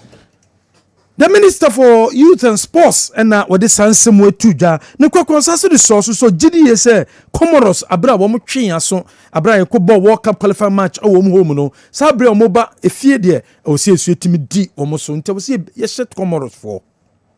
Again for March the 10th, which is our final game against Comoros, and I know that everybody here and everyone listening to me or who will hear you, the media, want us to pay back Comoros and beat them well for what it is that they did to us when we went there. So we must prepare very well for that. Again, for March the 10th, which is our final game against. We and some of the honorable sports minister were there at Tuja. Yebeko tonchi, menyina. Omuge na atanasino. Omompena kesi pa anamboa. No question. Medase bemena. Etie for any adofo. Apomdenchi akese pa ena me di free kontonchi asuyeye ebre onipa biara OTM na osanso ehweme tonchi emmemme koramu se twitwe emmemme nyina mpana matena se emmemme nyina ire matena se emmemme nyina jeje matena se mi bedi emmema asem ama wo mu do wose ni twedie mu aye mre no me pacho fa wasem bre me na mi ni wasem emaw me enya asem no me nto asem no me didi che enu nti mesre mema nyina se me bedi mu asem e de ache mu sesie na mema omo de omo so omagye matomu a omo so omo mpara eneme omo yire eneme a me di omo asem ama omo a me ye omo judge no omo ho me se ya na omo ti ada na omo aka omo ti ato omo kon esanse matna megwam na me ba be di omo asem ama wo mu me be mo omo twedie mu ayeden me ba be mo omo ahoden me be mo omo pa said be ya omo so beje omo 3 points esan say bronye ba bronya ye ni adofo no be pie ye ni adofo no be kwa akosesa environment kakra ane eba ne sanso a empaso agudie no nso no ye sesa style ne kakra wa ho odensem so sister no abro wo benum tonchi herbal capsules emmedro tatashe edro we eye mmedro eboa be ma bi oso owo enemu hawo dia wo se ono oba bi akodi mpaso agra ensansa bi age ne be ma mu aboso wakowura tokro boni mu ama odwunso wia no nam yaw mu emoja krat mi edi etire menua be ma ohonum etimi ya wo hene oposa dewe a esitie ema yentini no esitie ninti metro yentini na ekura mema no entini na etimi ma yepo yabusua ane santini nti etimi po yawofo entini a yawi a ensada de wo so pese nintini mu emu eyeduo de wo so pese mu ye den de wo so pese abadededen ahode eba mu no me pacho edura me kanfo ede amawo eye tonchi herbal capsules eye habama ya kasa ye haba meya ye due ya so mfasoɔ ɛne tonchi herbal capsules broni aduro bia emfremu eni akire nsunsuanso bɔ ne biara FDA fo hwehwɛ mu no ma hu sɛ aduro no ɛyɛ ɔmagye atomu ɛno nti na ɛwɔ adwaman ɛso no bɛma bi a wano bia bɛdi adanse sɛ aduro wei aboa ne mɛma sam ankasa me a mete ye me se sɛ wono ɔba wɔ match na anwumre yi a me ne wo tonchia kona koto tonchi herbal capsules ne nom 2 capsules me pacho wo didi wi ana wanom obenom no anapa ene enwumre sabri ya me no kasai sa woni oba bi ahyehye ho anasa odofo bi si obeba besraw na sa woni ni bedi mpaso agro na sa opese ye twa opuru se woje o 3 point ye bo mra ne me dofo pa makoma mutotwe ye obedum bie dache hene se manhia de oba ma hu sisi me ho so oba ma otimi ma oba ne ho sisi ne ho so oba ma otimi ma oba ene ni di mpaso agro na adwene mu ye he odwene sisuo no me pacho me se me kanfo tonchi eba capsules e dia ma nom na ye momrane tonchi ememe munso mu die enie wona wano bi se eye tatashe woto wo twen die o wodwunso mu haw wodwunso ana wonam ye omu wonwunso ikro hon ma sa obema no entin mu twetwen asa wonam ye omu emutimi je opepe eye wotese de bibi akamu no berafo pa eye ohaw bi ena wonam mu me kanfo adura ye friend tonchi herbal capsules e di amount sa wo hwe me e wo TV no eso a ye number no e twegu ne a wo tie me nso mfa ne phone na on free e wo number yi eso e 0553 51 11 59 0553 51 11 59 o akran so a na wa free 0248 85 0081 0248 85 0081 kontonchi asuyeye aye di tonchi herbal capsules aba ebibidro kroje bemei munso mu die ni o atadwufo wa matedenne ememe nyina jeje midi masama ma wo mo ememe nyina mpana ne me ememe nyina eyere eneme menama na ye so me ha na ye so me sanse me di mema asem ema wo mu edro tonchi eba capsules me gina mema nyina ponochi me bɔ mo pono bie na me di asempa na ebre wo no madupa se de be ya mema asem ahoɔden ebe wo mu ene ye nuane a ye die no emoa ye anu nti so ye bema ma ne nsi wa adwene mu pise enuane na wo bedie no enye ni nyina na eho ade papa ewo nipadua no emu obi ho no ma o se de ye fono gia ne men enti aduane bia na wafa na wadi merafo pa metufo menua bema mo mema no esom ye bo ma ba de no enne mama ye ma oba betimi akasa na kire se aba de bi akone widie mu amenne wo hu se oye oba mu anase obesima enu nti mesra mema nyina se munti no ma momfa ni agro mepamcho mu ni di yie na monnom edro efreni tonchi herbal capsules onoma ebeboa ama enti no ahoɔden ebebe mu bema beye bema eye ntini na se ntini nso benya ahoɔden a ewo se mogya fm enu nti se wadidi bone amamai bi anase efi bi esintini mu ama mogya no enya akonya eni afurusane ewo ntini mu eye dia ene mema nyina mpana ne mema wadupa se nom na mwa ne mie bi entini mu emawo me se enye mema nkwa ne hu oba wotafre wano ema yenso hu bema ne ntini wa piepia eti magia ne ade atiesi from wonom ne hu se de weight no ebesi atie ne atafre ya no anase ya ka bibi wo yechiri mu enu nti mesre mema wontini mu de ma emu enna ho na ma moja enimu afurusane eye bema yirima me se ma honya den te se gadam se fo chamfan ma honya den te se barekase nchachira ye te se rock of ages say bare say tawe eno na boy say pa oboy say pan te se machine di twa blocks mesre mema nyina se mesre obi ka twa me se ne bema be wodie kana dwuma nsai eye no kre me support no mesre obema sam de mfa ni agro hwe wadidie mu eye ene kosua me kokura me se mu se frem wodi jollof mu se frem mesre aduane de ye ntimi nkasa ye ni yebedi na mom yenum adupa ebeboa na eyi fi bi afri ni padua no emu mesese de hu se uni padua no ani aye fi eni nti wo dwawe aye fi bi afri mu no hu se ni padua ni mu no enti ni mu nso aye fi moja ni mu timi ye fi sabi amamai timi ta ni padua ni mu menua bema sa o mema sam ekofoma ebetimi abasa amamai adoso ni padua ni mu num edro efra ni tonchi herbal capsules ehemfa na obenya bi ato ko pharmacy shop chemical shop and a herbal shop okwa wo say ope tonchi herbal capsules furniture ewo edum pz baby aye nua memo no ton phones no asempa pharmacy obisa akrakra obetro asempa pharmacy owo edum pz okwa obenya bi ato seba ewo Abrepo Junction Santase taxi rank konom seba Abrepo Junction Santase taxi rank konom okwa obenya tonchi herbal capsules ne bi ato Rock Pillar Herbal ewo KO opposite Abraham Bookshop Rock Pillar Herbal KO opposite Abraham Bookshop owa akran so afo ni twemu ewo Okanshi Drug Lane Tinated Herbal na naboache ewo ho pharmacy shop bi ewo Okanshi Drug Lane no ko na obenya tonchi herbal capsules ne bi ato me patcho so wo brekuma furniture ewo Chris FM owo Crodia me patcho furniture mu owo tepa furniture mu ewo Agenti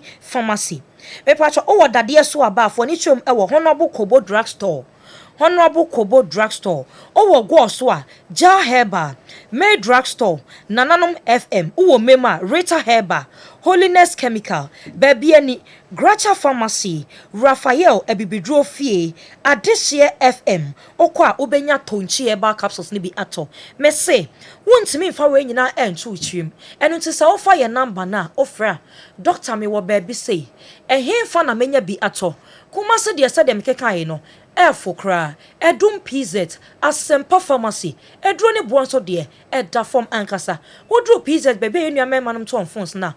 Also, pass Asempa Pharmacy, Obia Petrol, Abrepo Junction, Seba Ewoho, baby, a taxi rank konomno, Obisa Seba baby drofia, Obia Ebetro, Me Patrol, so Kewa, furniture our Rock Pillar Herbal, our opposite Abraham Bookshop. Me patcho me say here for now. Your number is 0553 51 11 59 0553 0553 51 11 59 59 O wa kran so afre 0248 85 00 81 0248 85 00 81 me patcho se unim obi o wodwonso mu hawa anasa de ne prostate mu abie prostate ni mu ebia ena emia wodwonso droben no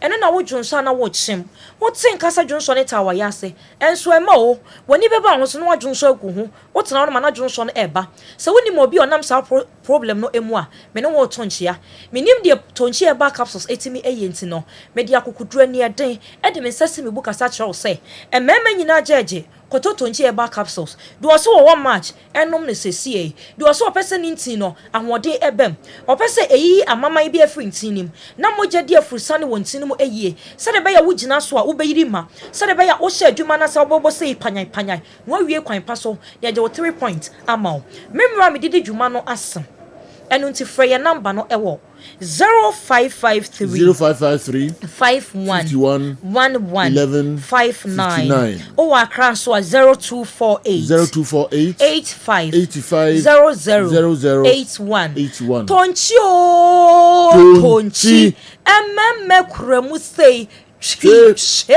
emme do so person obo adwuma ye do so person ne system aye dene do so person ogin the 3 point so wo match anwumre ya kotobi emema nyina jeje me na meka emema nyina mpana emema nyina yire makasa wi kede obi biara se that's obia nso edawase Abigail ono de duro no asahwe ahwe asahwe mo ntino oka na onim de oka mema nyina empra Drono edi akadinemu ama okay oka na onim de oka unim course ba e wo me phone so fa ho a enka ama mpeke ho okay the free man on need the free efie e ba fa amane me fa ma ho e ho na dollar ne pound okay okay enti mo phone numbers no Dr. Francis Jumo Sapon tonti na nkasa ono na be pick calls no the phones ni nyina agu nanim frɛ na the how bia one doctor eni ho enkomo Kessben television Kessben 3.3 Kessben 92.9 Accra afei ye be transi na ya hwɛ fisem no enso emu eye kakra de amamo ehifo na eji abinama no emwa ye nhwɛ ikora lesson to Kumasi Asante Kotoko for finally breaking the jinx that was once unbreakable since 1970. Hubert Abiyokuta Jau, thumbs to you. Okay, thumbs out to you. Many thanks also to my alma mater, University for Development Studies, for establishing a bigger statement at the international scene. Okay, Pro-Vice Chancellor Elliot, your exceptional extrinsic motivation was enough to clinch the most prestigious trophy, as at the time everyone was sitting on tenterhooks. Mo Niyo. FISU 2027 in South Korea welcomes UDS as they have automatically qualified to defend the trophy. Good afternoon, Sergio. Strong Amido. All the way from South Korea and Abraham said we see Kasano, Uko School or UDS. I'm not happy about how African football is being managed when it comes to juvenile football. Statistics have shown that all the past glories for under 20 and 17 in world competitions come from West African countries. So now that the selection on a zonal level, where West Africans have only one slot and other zones also do their selection, don't you think it's affecting African football? Teacher Anthony, Edway Efri Sefi, Adwefua, and Abekan Yensa. Somewhere who here ye pa, and Kanyame Admanka Friday, Fabra, na yen transfer home, na yen discussing ye pa, say African football. Oje under 20 under 17. Most of the time now West Africans, you know, and a yard or hopper. You could anyway say, you know, slot back open the free harbor. Na countries are very good pa under 17, no. Na when you are not catching enough, you come for East ni Central for no ni North Kakra ni, and I'm say you call world stager under 17 and under 20 no into more modern. All right, you have ready here local stories, you know. Doctor Franco Naro, our house also and Andy Kem at Transi. Safuduku aya Kumasi Asante Kotoko communication director. We PFA ha eno be din komo kakra sanso and a referee kala and the current British man so young cabrofo denyam kupo nobody also all countries ni musa say brofo musa all right I know and so free Nigeria be PFA and also because kakra dey for Kumasi Asante Kotoko mama ncha say FM free lawyer Safuduku eho what is also you nyamyadum now we should THB the enemy a copy we are Santima yes okay wow say yeah oh e basi ya ni busire sire ejo kotokono ya no ni busire sire ude kotokono yezenya gro ni dio usha fa dia mo jina yi ko se bibie no yeah so football yesi be pa dia bibie no yenye sa no ze kotokono gro ni dio me kan clutch wow kan no ya obo ya be ya ze kotokola asuniti no mo adiem no yesi eni obiom ye be ye no tisiase ye tie ya I see. I'm telling you. And that's some get to no one. Oh, you started and you so that some but my car check kwara. Ewo Abiyokuta. Then I say out of one goal no na him say equal different. One goal difference no. We say can say yen ko draw. I was categorical I say e win for Kotoko. Okay. Because the team boys no bit my any dey no mo ka ye kyerɛ mo sɛ mo nya ɛbɛyɛ nti ɛnyɛ mo ma jo mframa foforɔ bɛn na ɛbɔ a asɛ wo candidate ni sa no jo on sɛ ne koso jo kotoko ehia de kakra bi na amana sa apagya okay support no nkwa naga because ye nim de kotoko ayɛ ɛni kotoko din ne de wom se boys na o no jo o mo ye good o sɛ wan kan no kure na so bɛde na makyira wan hwɛ be mistake sɛ individual for boys hwɛ me person me yi player bi na mai because the entertain will be here for but look at this small boy me got a small boy jawu eye so tremendous just say at Vilkum jo ma shape kotoko boys in recent times so player pa man homeless so in the second half me who be sa ache they will see mesmerize woman no now look at the goals o share okwara obi yes but this obi pass kra na okwara kutua at his age ne stature jo go to no there aka kra bi I see onya da in Nigeria for you the be me can meeting me see journalist no after Kotoko Kwara ewo Accra Sports Stadium so who so musu dwam na ewo Alatamem before the second leg na Kwara de ko kasa yere yenti kakra African kasa so ya omo bi there African kasa ma yenti omo kakra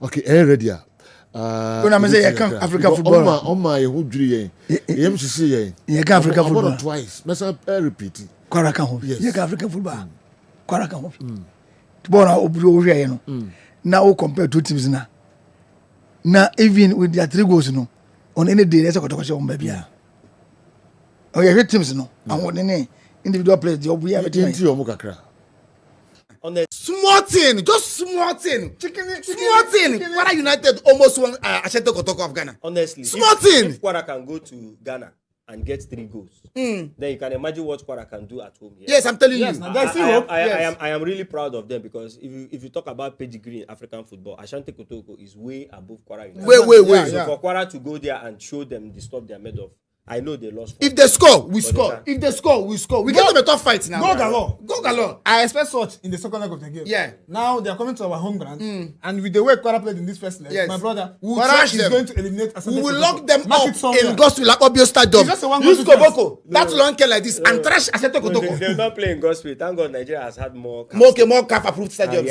Okay, so no problem. As long as we are going to be there, surrounded by the Nigerian fans. We first of all feed them with our Ghana jollof. Yes, then we deal with them on the pitch. I'm telling you. Everywhere we begin that day, we wear our Super Eagles jersey, our Rainbow Stars jersey, our Kwara United jersey, and fight them. Ghana, wait for us. We are coming. Yeah. We are coming. We'll deal with you. You have lost the opportunity. You also had only 1 goal advantage. Now we are going to use Koboko and trash you when you come to Nigeria. Okay.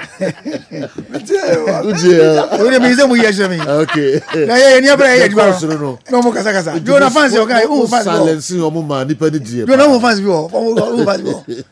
Oh yeah, you for home, Lumo Stars. Yeah. And I'm my person am there. Yeah, who fans go do 20 kra. Yeah. It's okay na factor. Na o say ka kitikiti ngomo we ne. Enyi fa na ka kitikiti. No can cry. Akra no can say. Na ka kitikiti. Ye mo na zenka. Ye wall for mo. Okay. Yeah. Jo die no ye nwenum. Ye can say.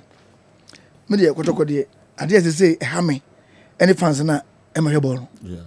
Jo se no be ka Kotoko ho a. Me de money Africa kra. De Kotoko timi ye mu nyina monim. Yeah. Enu nko na de se de a me mesre. Se wa kinu wa mo ga kan nyina no. O ma ho de mu Kotoko so. Abrosu no. O de ba. Oh, say ahoden no. Ahoden wo so je Kotoko. E de ntia. Oh. Ye ka waka. Ndu ka say ye play si. Samu anu makodu waka ntomu nya bi mo. Sisi ai. Ai. Mani nkoduru oni enhwade. Ejo, ani mana ye kan mo ya hwedi ya. Bola ye boys ni bo jo. Omo bo. Mi su jom so mbejina mo bo. Me nka say omo ahoden no ebro Kotoko so di omo obehye Kotoko. Me nka sa. But currently there was a work ebro Kotoko so. The performance. Yes.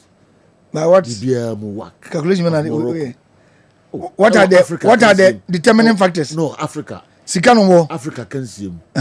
the work I could do say any on performance in recent years as compared to Kumasi and Kotoko. But I'll rather say for some time I've been a year Confederations Cup. It's not a say Kotoko no. Bibia it will be our okay. Fans nada. Difference no ano. Okay. Immediate do. Me cry and papa so old Kotoko na ni. And I'm be say and ba no. Yeah. Mrs. supporters never come about we. Okay. The Muhiane fans. Fans and say judge on any day Kotoko boys never bo. The place a boy who do could be able to let him be one bubble. Africa. You name the fan be better than few Kotoko work. Do an AO. Kakra pa you may go and what pa. So get you go 200,000. Wow. Oh, you Kotoko just to heavy. You could do 10 days. Kotoko Africa. Me see. I'm farmer. Oh. No say Africa at these fans Baba Stadium. The Bia Okasa me Andy. Yes. So everybody. Okay. And can one hour can. House of folk a coffee. Unless you don't want to be realistic. Has matters on my way. Olympics way. Accra Lions way. Na Kotoko fans yankasa so on kan so. Say me can dey be pushing crofo am ma ba park. Se kosia de bia omo kohwe ball a. Ehia so be push omo bebrebe na do ma ba park. Into teams na na ma Accra ye tick. Every Sunday a driving crofo to stadium and omo way. You are talking about Olympics, you are talking about House of Folk. And House of Folk matches even said you omo de colleague omo de ko ewa kra hu crofo nhwe. Enti again it is against Kwara who go through the books. Africa can see. Africa, JS Kabili. You know, in the matches and then North Africa, in the matches I born Baba Yara Stadium.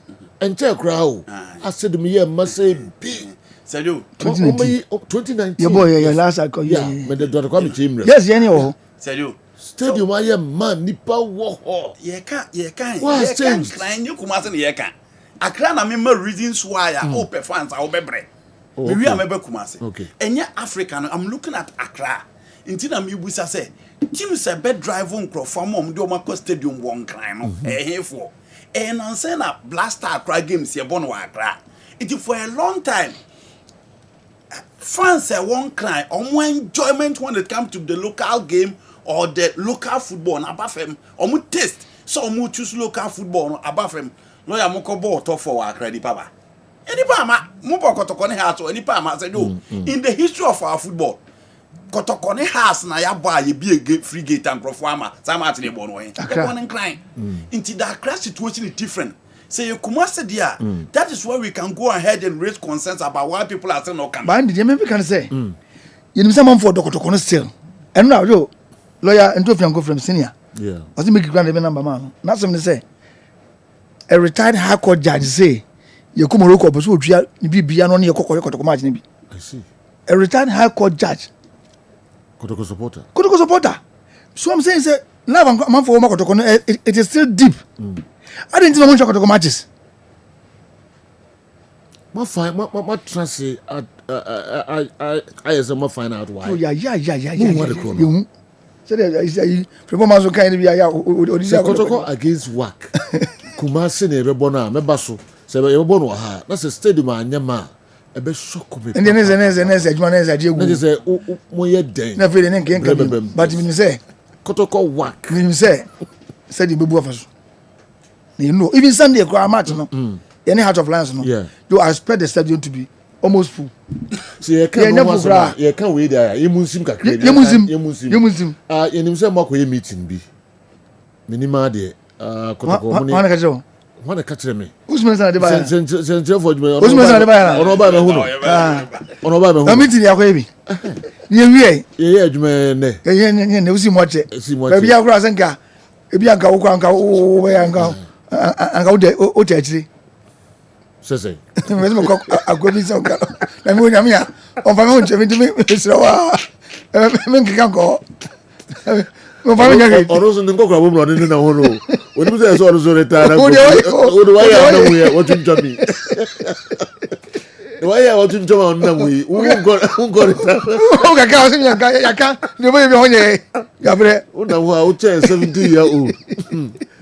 E go ka si shim dila. Ori en traso. Jo meeting there. Because you guso ye.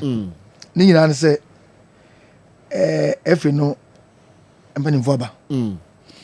CAF am I up to 3rd October. CAF. Yes. Okay. Say in fact venue for your next match number. Okay. In the AFC said Baba Yarabeko. 3rd October this week yeah. Oh, he said they go. Okay. Into no so my name na I'm for name okay. But the good thing is that I didn't hear pa your patient. He says so they isolate. Okay. To me. One more question man na mo say solid say if you be a package so you say ache. Okay. But no say dey kakra. Your matches ya inim. Okay. To me, we say patient na eyi ni dey. It to name yi kakra bia. Bia na kafa je tu. Am ya bonus match. To mo ni for na year kan shemu ni. We say head of competition wa. Julius wa. As my men's wa. Okay. Julius wa. Yes. Okay. Na kura mun ko. Okay. For your person to name ni na yetimi forward ni ma ko. Okay. Julius kura mo ntwene mrem studio ha nyame ya. So wadam funu. Ntimi kwa me beka. Okay. Ntimi free am sa ko stadium. Judo yi na ya kuma so ade ni say the next match ni dey. E bo na ni ahwa de say. Okay. Ko so prospect na sa ba na. Wo do ye ntimi enma ko doko yen ka say doko na almost empty stadium sa dey. Mfi say e ba sa ni anya fair to the team. Yeah. Because boys omo jo omu ko mu. Uhwe ni bre pa ye dia boy last matches ya. Do enye easy. So determination na e jo. Do you know Mukasa o Gold Stars. You know Mukasa against Brekum Chelsea and second leg no wo Kwara game no. Jo du ba bi na Kwara fo no tumi so omo nia briseja. Boys so se ni enim bu. Jo yemu bia na o stadium dey Ukraine. But enye mama host boys no omo determine. Okay. This is omo determine. It's just Sunday the end day. It's Saturday start ho. Yeah. But when guys the last time Baba Yaro. I check akra. Kotoko Heart of Lions. Baba Yara same. Last year I say was you how much? For a long time. It's Sunday Joe. Yes. We be missing the afin no be no. Bashir won here. Bashilistic. Say Kotoko team no dey Joe. Yeah. Only Asia no gina. Wow. Say pa Heart of Lions be say come Sunday. Abenya draw na say we dey be nsibi. No. Lawyer net pressure now. Oh. That member and Heart of Lions. No, Kotoko ni ega o. Member man nsi ene to was. And Heart of Lions match no.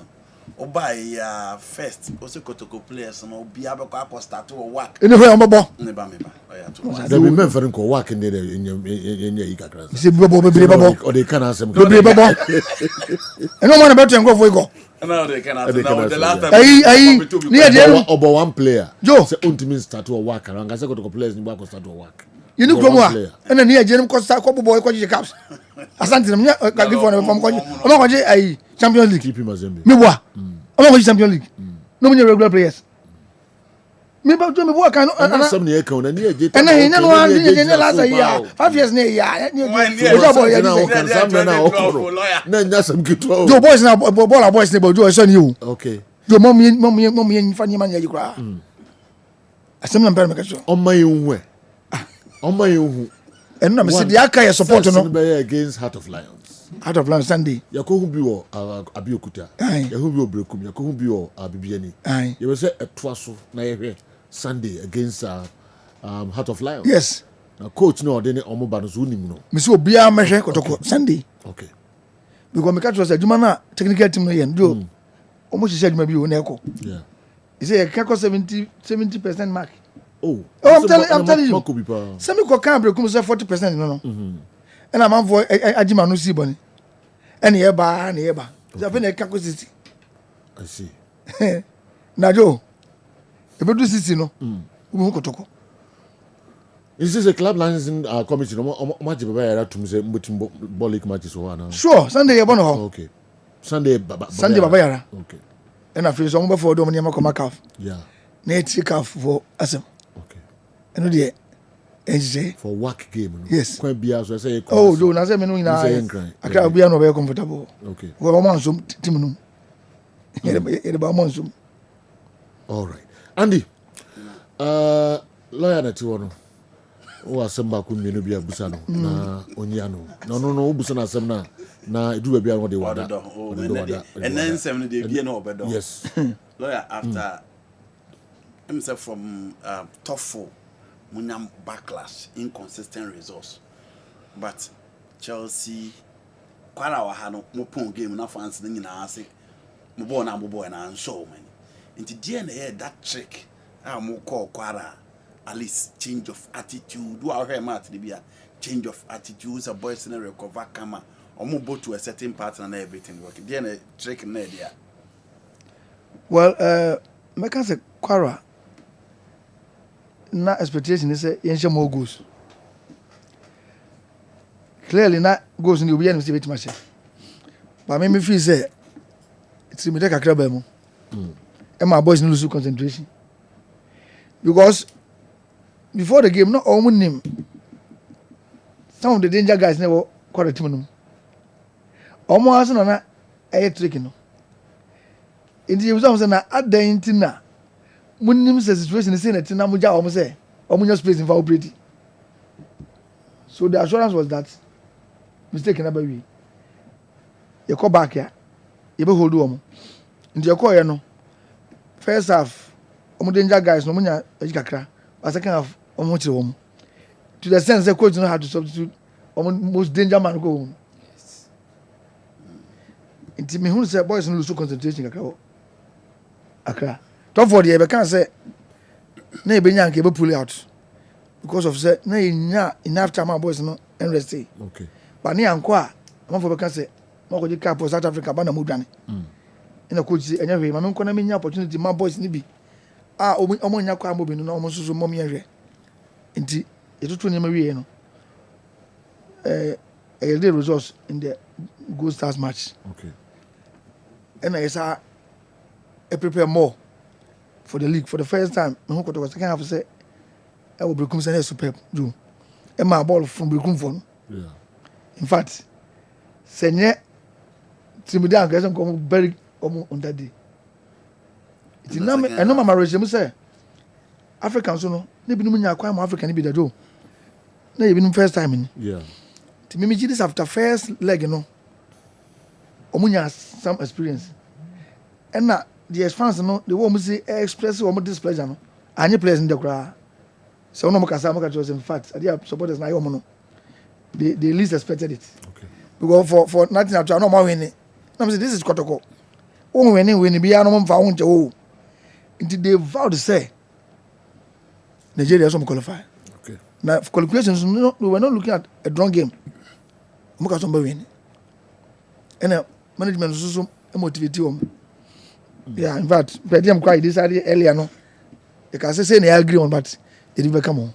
Am I the come I see. The poor margin was yes, game no yes. What had been agreed upon, no, it become okay. And I start showing say after match, no, so if I am Bibiam, and so we are na. What we tell Bibiam? Bibia. In fact, Saturday, look, I know my salary is I hit on my accounts 27th. 27th. Yes, you say my maintenance so cry. Wow, to see a cabia ni Debi Joe. Debi. Win the for more. Na, almost I president so money.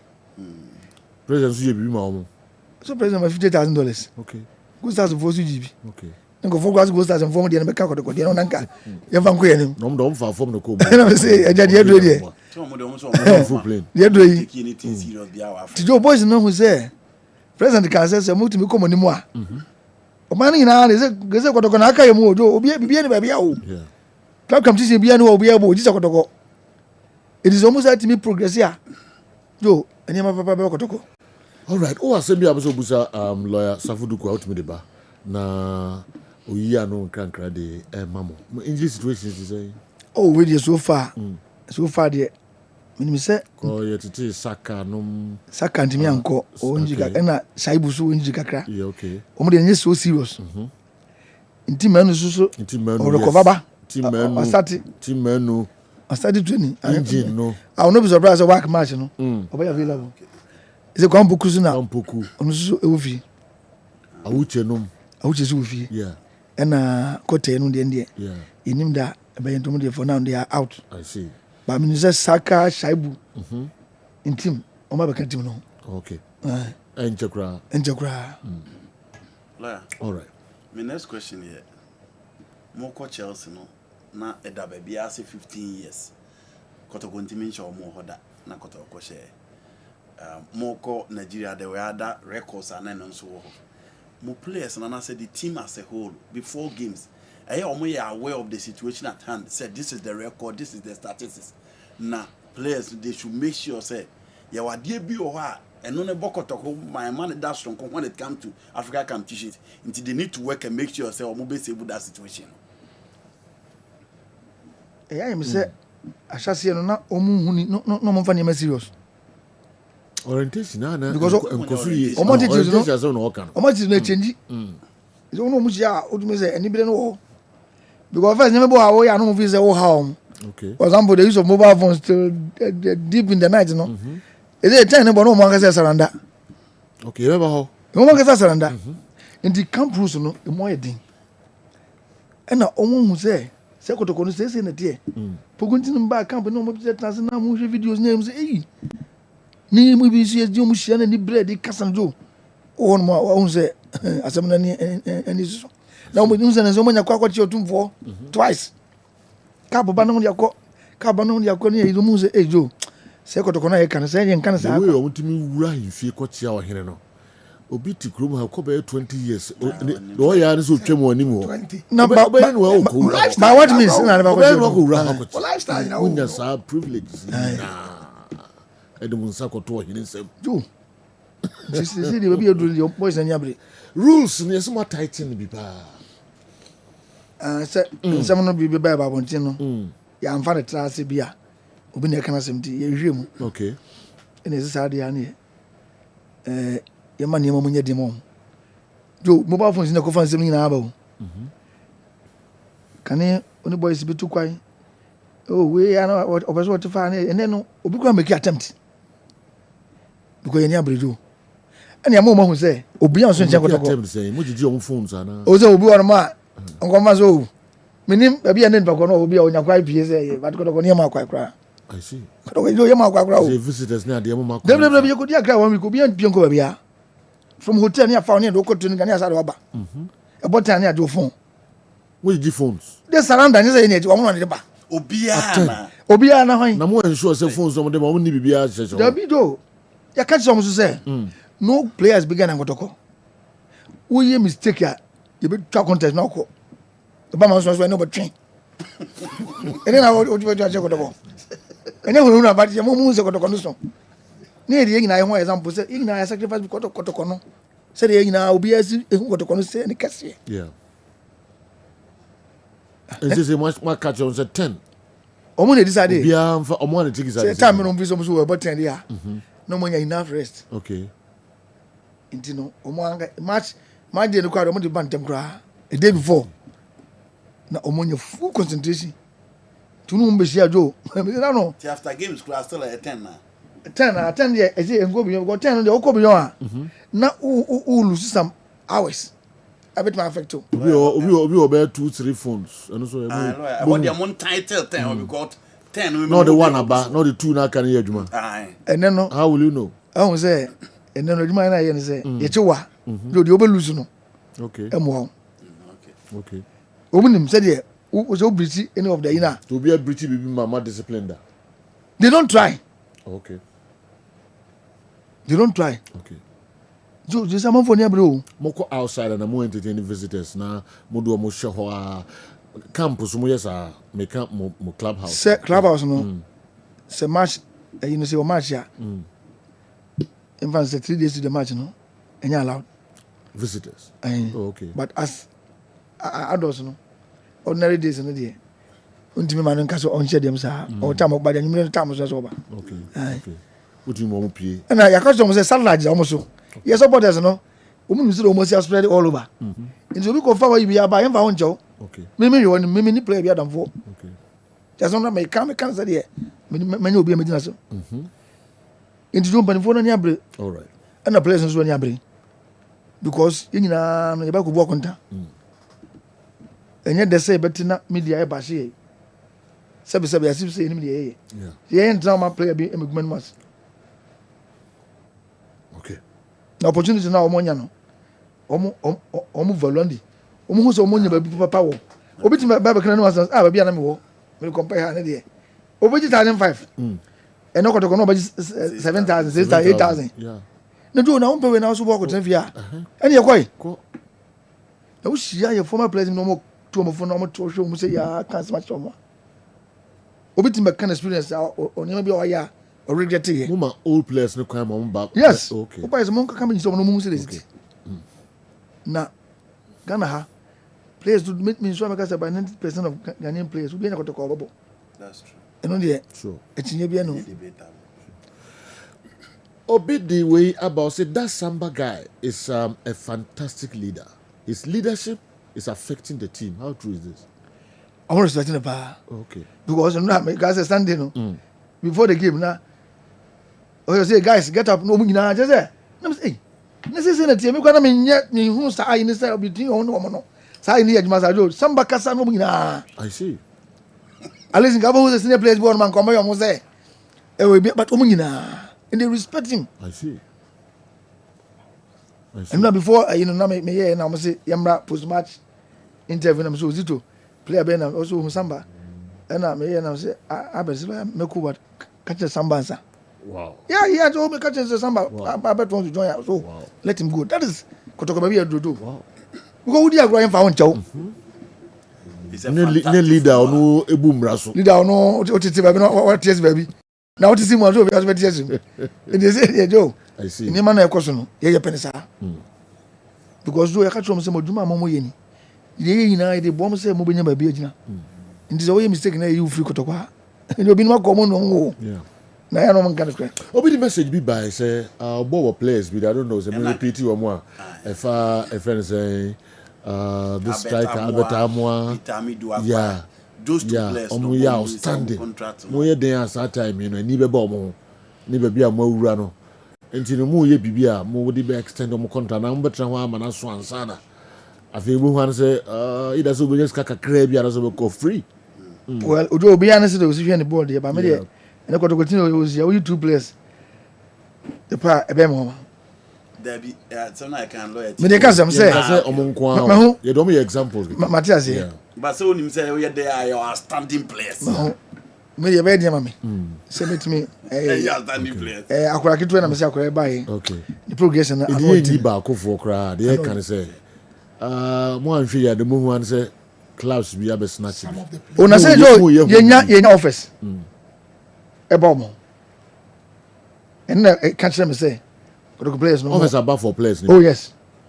Meaning be for players here. Clubs be here. Official. Yes. And agents na be catch. Agents na approach here. But I catch them say, instead of now, your mission to accomplish. Okay.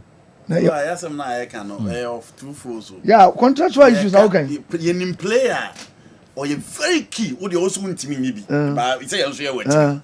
Yenim player or ye very key the contract and the academy minim say iswa ni din wo list na omode breast ejo na ye busa say mo nhihye ne te say obi mefa ne nkwa na onko free sa na ye busa nhihye ne de on say player de on twema 1 year kranka Kotoko police ne senka at least 1 year to an expiration of player contract no nanka worry no bayana negotiation ndimi fa homanso no concession tina ende nduni player ne kasa no tin wase ne ya ene ye bia ma asare goalkeeper odujane koyi enya de papa a player no so on the right but yeah as management bibia ya ho de betimi aye bia to keep players here pede yeah okay ene de do akana show you all right obi the message be aba sesia o say your friend is saying okay, Edin and Kahumba. I say good afternoon, sir. One thing is that Kumasi Asante Kotoko isn't a selling club. They shouldn't sack 15 players and bring in 15. In Europe, big clubs don't do that. My own Barcelona, no one or no club can go to Barcelona to negotiate with Barcelona that they want Pedri or Lamine Yamal. Kumasi Asante Kotoko should know how to keep players for years, and I bet fans will come to the stadium to watch the games. Do be there, or comments. Meet me, I can say. Sometimes management technical team no getting them wrong with their signings. Okay. In this Kobasa no Joe player no Oberson and players Bobo no. If you go medically no na ya nkomu yie. Ana am performance no ya monitor nyema yie. Na player na be do. And mo say ebia Oberson player be not based on performance nkwa. And they be so to na kan kra na ye. a coach bet me the player be open as my back. So we me back. It's possible. Yeah. Mengaze me who be but me can in general terms. Say ni na be a BCC. The players never ban no be oba no injury be wo ha ya nkomi ye. Na why exposed. Yeah. Both on the performance no claims we dey atone so ya toboka. But I can assure you from next say Saudi be CBM. Saudi CBM dey in CBM. Say. Season Barcelona with the current crop of players away. You see, you say in CBM. Yes, not when some of us are part of the management. I see. Oh, we say no crowd can have a couple. Oh, certain team management, no, more mistakes. We say, any be you're getting it right. Okay. But standing money in a trim. A trim maybe in CBM. No, never. All right. Okay. You know, you can't management as a body. All right. There's an engagement track. Yeah. Knowing how the North Africans play, how are they going to contain them? We need stamina and hard pressing to succeed. Therefore, for the Abba and on a good afternoon, Joe. Please ask Savuduku. Did the coming of the NCC chairman make any difference in the support base? Chairman Olise, as well anyway, Abba. Of course. Yeah. Of course, Solo Johnny Saturday. Ono ankasa de means nearby. We dey hear solo na ankasa wa ha. No be answers our questions. Oba no. Because the campaign promises na we ka ho. Oba no. So the Kofo Stadium. Any tosu me nu ye. The tosu me nu ye friend say what's the name? Kotoko. Cap. No. Fabu Senses. Fabu Senses no. And you never me no ni. And yes o yon waduma. Nti no esa motwene brem wa ha. At least oba ye no. Esa se kwesi da oba ya. Kwesi da oba ya say Felix Stadium no jo. And you only excuse be ya. Solo only excuse be ya. Solo only excuse be ya. I'm telling him. Yeah. That was Sunday week. Yes. Sunday week. This was starting to be me home. Yeah. At least oba Nigeria no. Otimbenya local supporters. Nigerian fans no be ya. Odimo mobilize be 35. Okay. Etria omoka. Oh, okay. E mo mo ko ye bana kra bre. Ghana for na. Nigeria for. Uze na bana be bo. Solo tria omoka. Okay, support mo. Ye mo pa. Uze na bana people say you know. Okay, yes. Omo na ko ye bai. Alata for. Alata for ko ye bai. Ko bo kan kama, so ko mo boss akwa no kra. Sunday no dane. I see. Nigeria for Baby anyu yo. Hey, o luzu ba no. O chese no ma to. This guy mo. This guy on the boy say na hotel be. Stadium ni do jana ba. It be hotel. Ai, tell no ah. O fena bo be 1 a.m. Interesting. Even CAF official our friend Nigeria no ye na gizo bobo yin. Also no a professional man di yin hu so omo yin no mo pena bono. Okay, Kumasi Santikoro management should carefully set an eye on Hubert Jehu because that player is an internationally refined player. His confidence level alone speaks a lot about him. He's an exceptional player indeed. The earlier they treat him well, the better.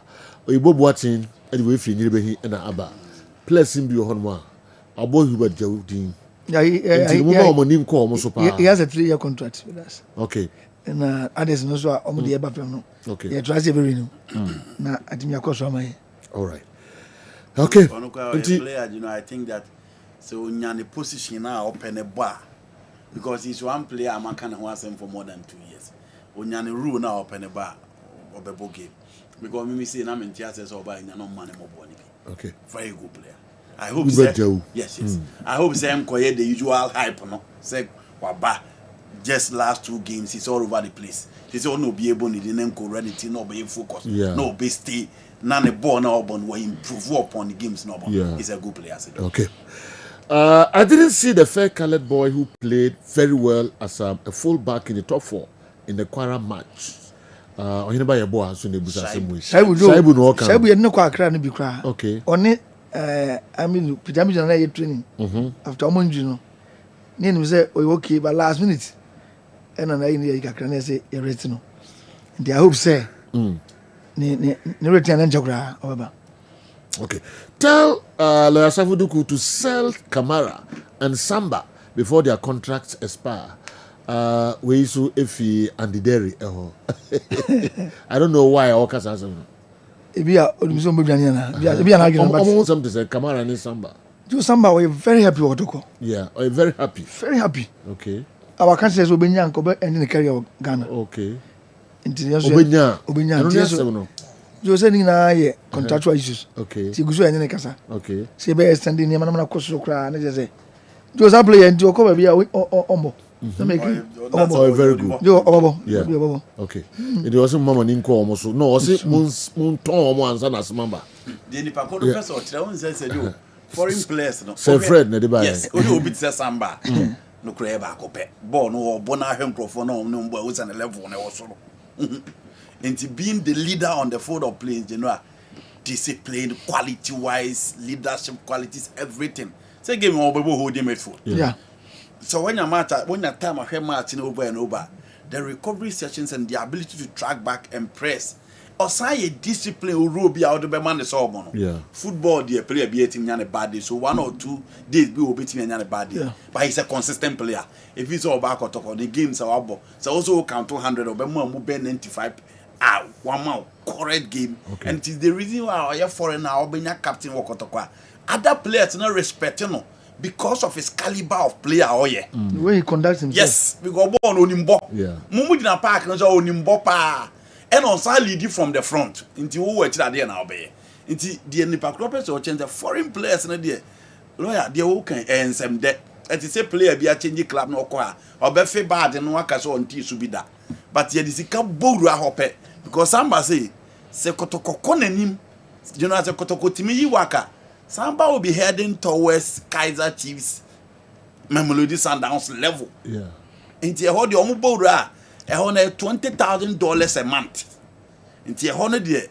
A year may bend me contract or Kotoko, the words it Timmy San. Into at least a long-term contract. So the tools are striker now, the Kura Tanzania. Mukwala. Yes. You play a crampo there. Yes, or Casamania Fanasa. Okay. It's kind of be happy. Yeah. Omukra nature, Omukra, if you say in Kano, Omukoi. But contrast and my answer, Papa Maya Joe. What do you mean, Fan? Because you in backlash, you say, contract be about his own visa. Yeah. You know, I pensed in your contract, Papa Momo. Okay. And the Abana say, come on, dear. Whoever, yes, so got to okay. They say, if I was in Yama, then you know, play a contract, Banner say, yeah, Obako. Okay. Contract. Contract, say, offer. Offer bar. A Banner say, Papa, pa, be away there. Was several we. Or you be. She can move to do. I don't know, man. Okay. It means there will be a chance. Yeah. Or even in Europe. In Europe, clubs are Kessben, a transfer players. Yeah. A player go here na pa. Okay. Obi say Obi ntime nko basa nko fa la mi ya ma ne pedri. PSG akofa nema. PSG akofa. Ankofa nema. La mi ya ma ne pedri o mu do nema. But I agree with him say if you really want to play at that level there, I'm players of some keep on. Yeah. So person champion said they were behind na o shame kran say players no obi aba mo be bona to femi no. Yeah. So person because other teams they play for their national teams. Yeah. Until person will go to that level na maturity, cohesion, consistency in terms of playing and performing in Africa. We draw fans into the stadium. Yes, draw fans and players. Fans who say when a boy two, who's the first no. No be a best stadium omo the line up on the bow. And the coach club betimi as Sunday back up bi. Because himself Zizi 2 go for the boy 3 pass 4. Join it Sir Michael Asante Chief sir. Omo nim na. Nti so betimi aye sad ye ni bi no nya household name within the Kotoko team there. I dear friend gate process na Kotoko. Okay. Gate process na ye na mood. It do rate na no 20 30 70. For half of for Sunday bye. Okay.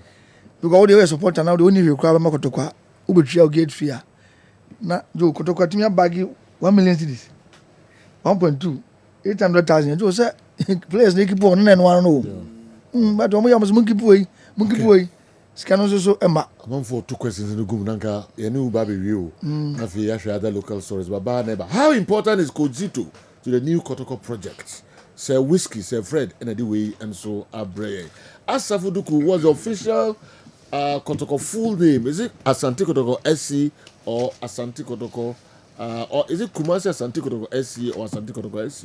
No, Kumasi number. Kumasi Nkao. There be Asante Kotoko SC Limited. SC Limited. Yes. Okay. Kumasi ne mama for bread Kumasi ne Kumasi mba. Okay. Asante Kotoko Sporting Club. Okay. Di Kotoko Dino and Kumasi. David Kumasi ne mba. I see. Asante Kotoko. Wow. I see. Yo, Kozito. So, how important is Kotoko project? I think say or the experience with me Kotoko actually. Oh yeah, a legend of the club. And I coaching is why manager. When you have the experience together with assistants, me say they are on track. You can say support now. Oh yeah, man. I love and I'm enjoying the interview. Please kindly ask lawyer, what measures are they putting in place against WAC of Morocco? Have they watched their videos and system and their notable players and how to deal with them, especially playing the second leg away? Benghazi, Edwifi, Ablekuma, Oduma, Accra, and Abreye. No, on any day, tough, a very tough customer for any club. Okay. In Africa. Just say overcome them. So you have to work above yourself. And yet, I grow the say, because they have the money, the resources, the quality must be at their disposal. Omo baby, Bibia omo here be almost one mandeba. Yeah. Omo basa contingent no be 670. And FKK. Shattered price. My friend say omo pillows. Oh come on. But omo to go no more shaking so. Yo. They make to go you no. Club say you mutu ko say mu ko di bibia o wana. Mo don bibi ko. Bibi de. Nyini nyina. Mo de na mo de tu kwan. Mo nsuo ni ade nyina mo de tu kwan. Oh. Ye de bi ko. Mo de bi ko. Okay. Nyini nyina.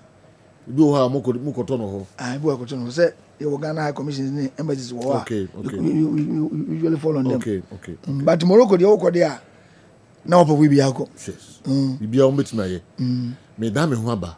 Now I'll be answers our question. Tell Safuduku to go back to Nigeria and negotiate for Kwara United's Maxman to join Asante Kotoko next season. Okay. He's so good. So it is. And Kosia and near Wasa Akropon anyway Abre. Kwara almost striker. Don't say 2 goals. Oh yeah, they number 11. Yeah. You say says I say who ya now. We be now we can say. I feel when you yi. Coach is so between about blaster crowd. Technical team no. You be about to say when say recruitment there. Yeah, I know. What's it next season? Next season, you it me to play and I say quite be them ye genuine idea. And you but I say see top players and you do. E bin sisa. And there is a small kind of some who ye biumpa and as uncle for no track club for more than 3 seasons. In the Camara and Samba no be anka mon hwe na mon ton mon tem. Yanka the Mukwala and other players. Someone track club for more than especially French phone. That's what I want. Inti na me ti say Kwame catch us can. Minimum some grow. Minimum what started here friends omo Maxman who adwuma. Minim. Na think make I do say me fancy. Of course I law school no there. Make minim na do so life papa. Do na me buy a player. Play safe. There be do. At the end of the year. First. Me buy me dig can say. Recruitment I this year ya pem. Na me ya me grow ya masa vacancy yes I negotiate for player for. Oh, then also next season. Next season any place e be go. Okay. Now Africans some register opportunity. Where is that Rasta guy with number 9 jersey? Strong Amido, South Korea. So Rasta man Ben okay. No. They kobo Accra no mo ba Accra na na mo say oh Donzo. They be omo can say Johnson Johnson. Oh, Inyano kai. Munyano kai. Oh, okay. All right. He's a good player. Okay. Mesamba man for the be about be answer the amount. Nemom o catch the obi as kwasiada. Na me yaduma. Mun kire say new wind na e blow Asante Kotoko no. E ka supporters no so. Sir. On match ro mo do Baba Yara Stadium. Jo nko anaka o. Nko anaka. Say Kotoko bo games na support ni be ye serious. Mas ni zo ko na supporters di mun en Kotoko ni ni. Bo se di o machi. On be ye di amamu. na against supporters in there adults against work mo be febi papa Ghana say on say mo kutu yes ka de ko fa kwa I fence en ko for against kwara Nigeria no de ko so Ghana me nim so what tibia oh no dey so mo ye bi say kwara Ghana Accra break ko break na inside no adey na obi openly e ka say mo ye dey mo ba fi ni na yet na fi Ghana for yesu ye yiri yensam idem ka to say kotoko no e wo say no enya gro ni yedi okay kwame ye na ho kakra mra na yensa mra lawyer suka okay kalanso ha o de kakra be bread sanso na Usmanza Usmanza kala enso ha na Prince Charles latest friend enso ha say yen misa brofo ano ano on in Nigeria journalists in confuse so papa ano minim say na BBC na interview na yenfa kakra na mra I told you that God gave them all the necessary chances to score Asante Kotoko on the first half. But they couldn't utilize the chances they got. And then I told you that it is going to turn in the second half. And we are not going to leave any stone unturned. And then we have qualified. We have beaten them very well. So we are taking the 1 point to Ghana. And we have qualified. And then we are moving to the next stage. Yeah. I told you that God gave them all. Me come no. You have remember this. Oh, you must say. Sometimes no you. Because you must be this school. Cry. Una waka ka be sad man. Living no stone unturned. Say living no stone unturned. You don't be cheer cheer. Yeah. Na ne bu baby ah. Eh bro for dada papa. I know. Eso one say Al Jazeera so BBC. You come and bando so kakra. Come you go. MTN Mensa kan promo no ekoso. MTN say Mensa kan promo no ekoso den. Enu tifa hu remu bi. We mo che 1,000 winners each week bia. Ye che sika bebre. Into way still Mensa aka promo no ena ekoso. Debia send sika 100 Ghana cedis. Ekoma obi send sika 100 Ghana cedis ekoma obi na wo send sika no ewo my momo app ne so am weekly no ye che sika weekly no wo 3 year 2,000 Ghana cedis ebetimi aba phone so nti the more we use momo app no na onye sika enso e de free monthly ye be che sika na fei during the year no so ye che sika enu nti na MTN for say my momo app no unyan download DB na no na betimi aboam emesika MTN for chain wonsa etimi akabi high sense the product no papa enunti ene amount 5 years no 5 years ene dey amount warranty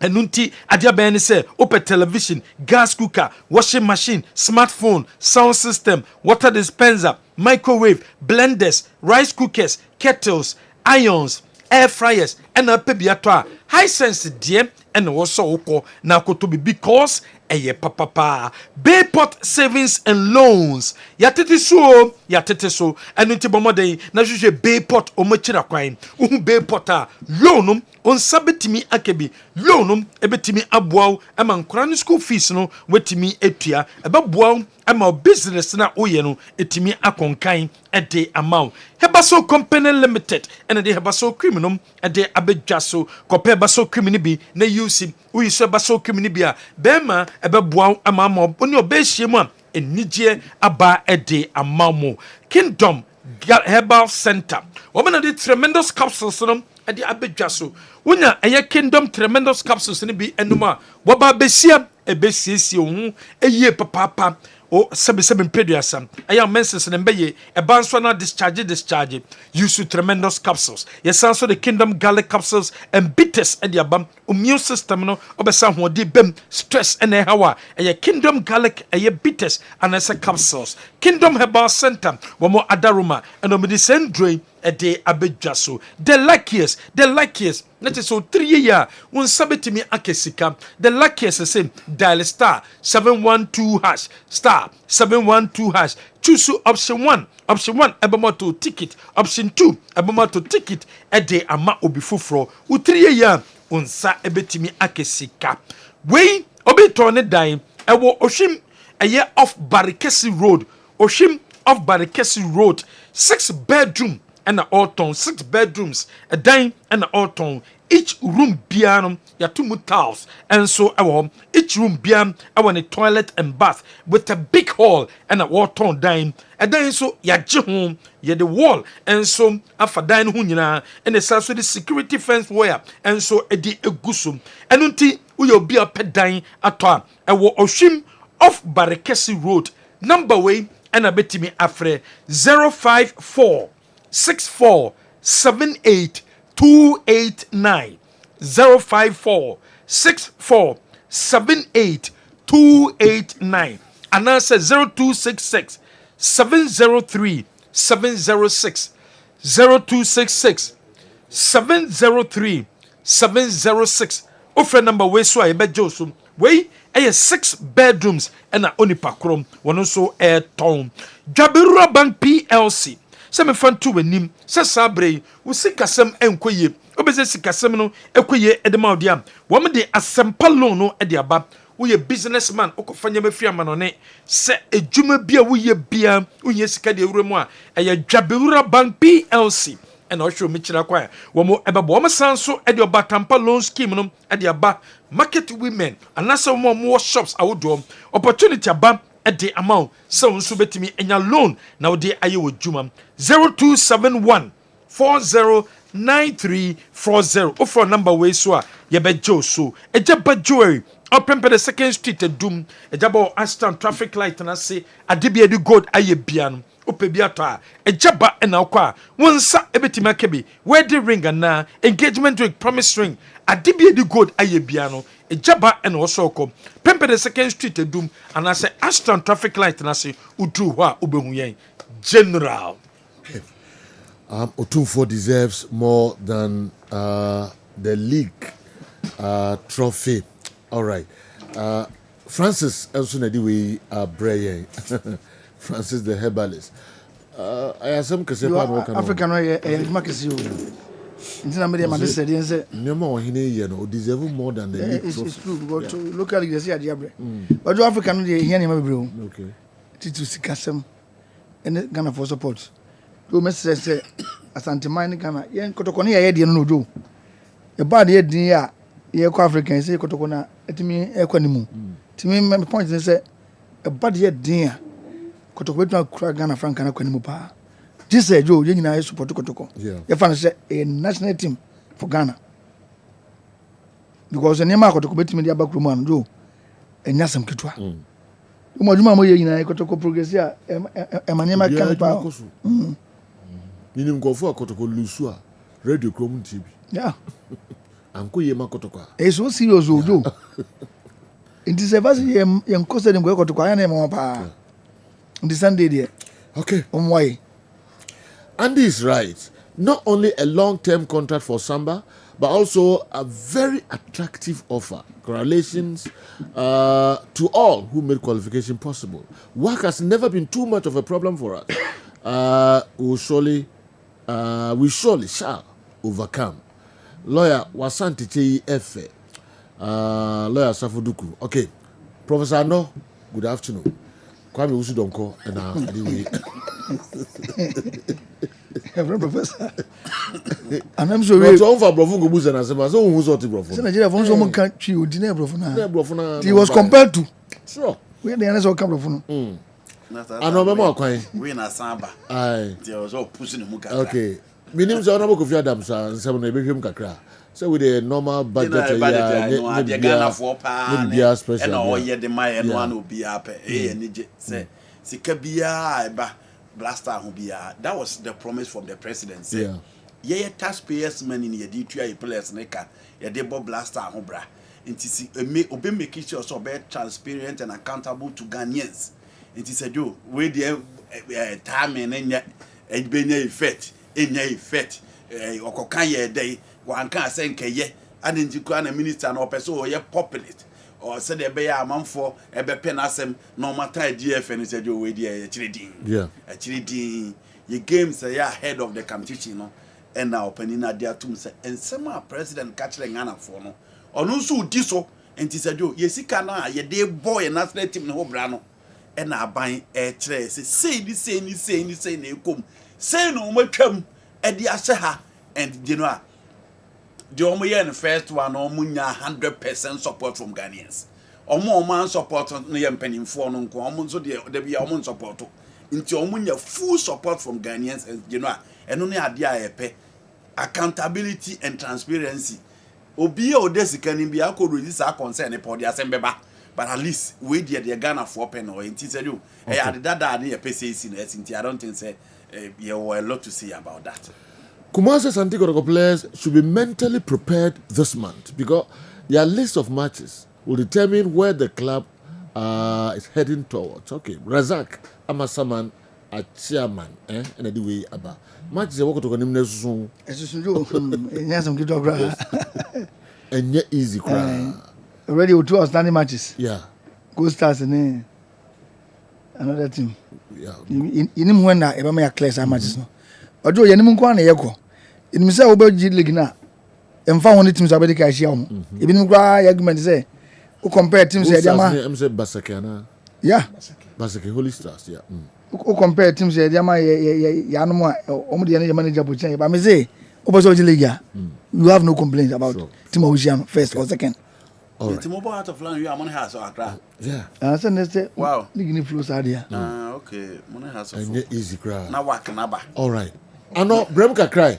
Na SM fa no mama nko Dr. Muzu homra. Senya mo basa anobasa kambrofo na. Ano de bisa hali kambrofo. Ejo mo puchi no to asoma oh.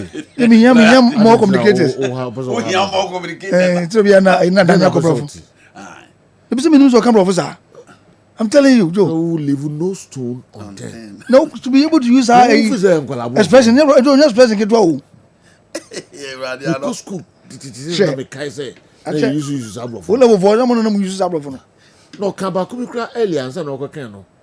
Another we in. And no one can stand the crowd we are okay. God gave I told you that God gave them all the necessary chances to score as Antiquotoko on the first half.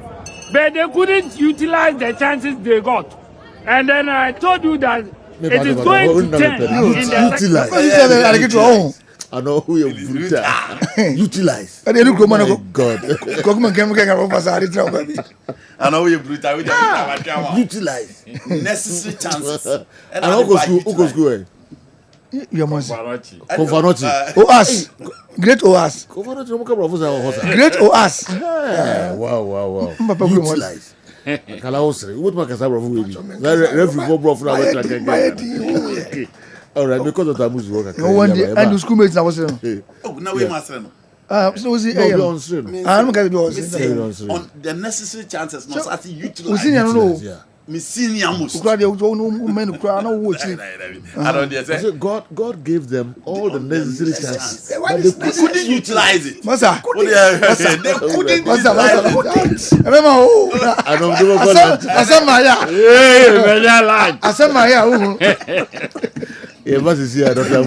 Yes.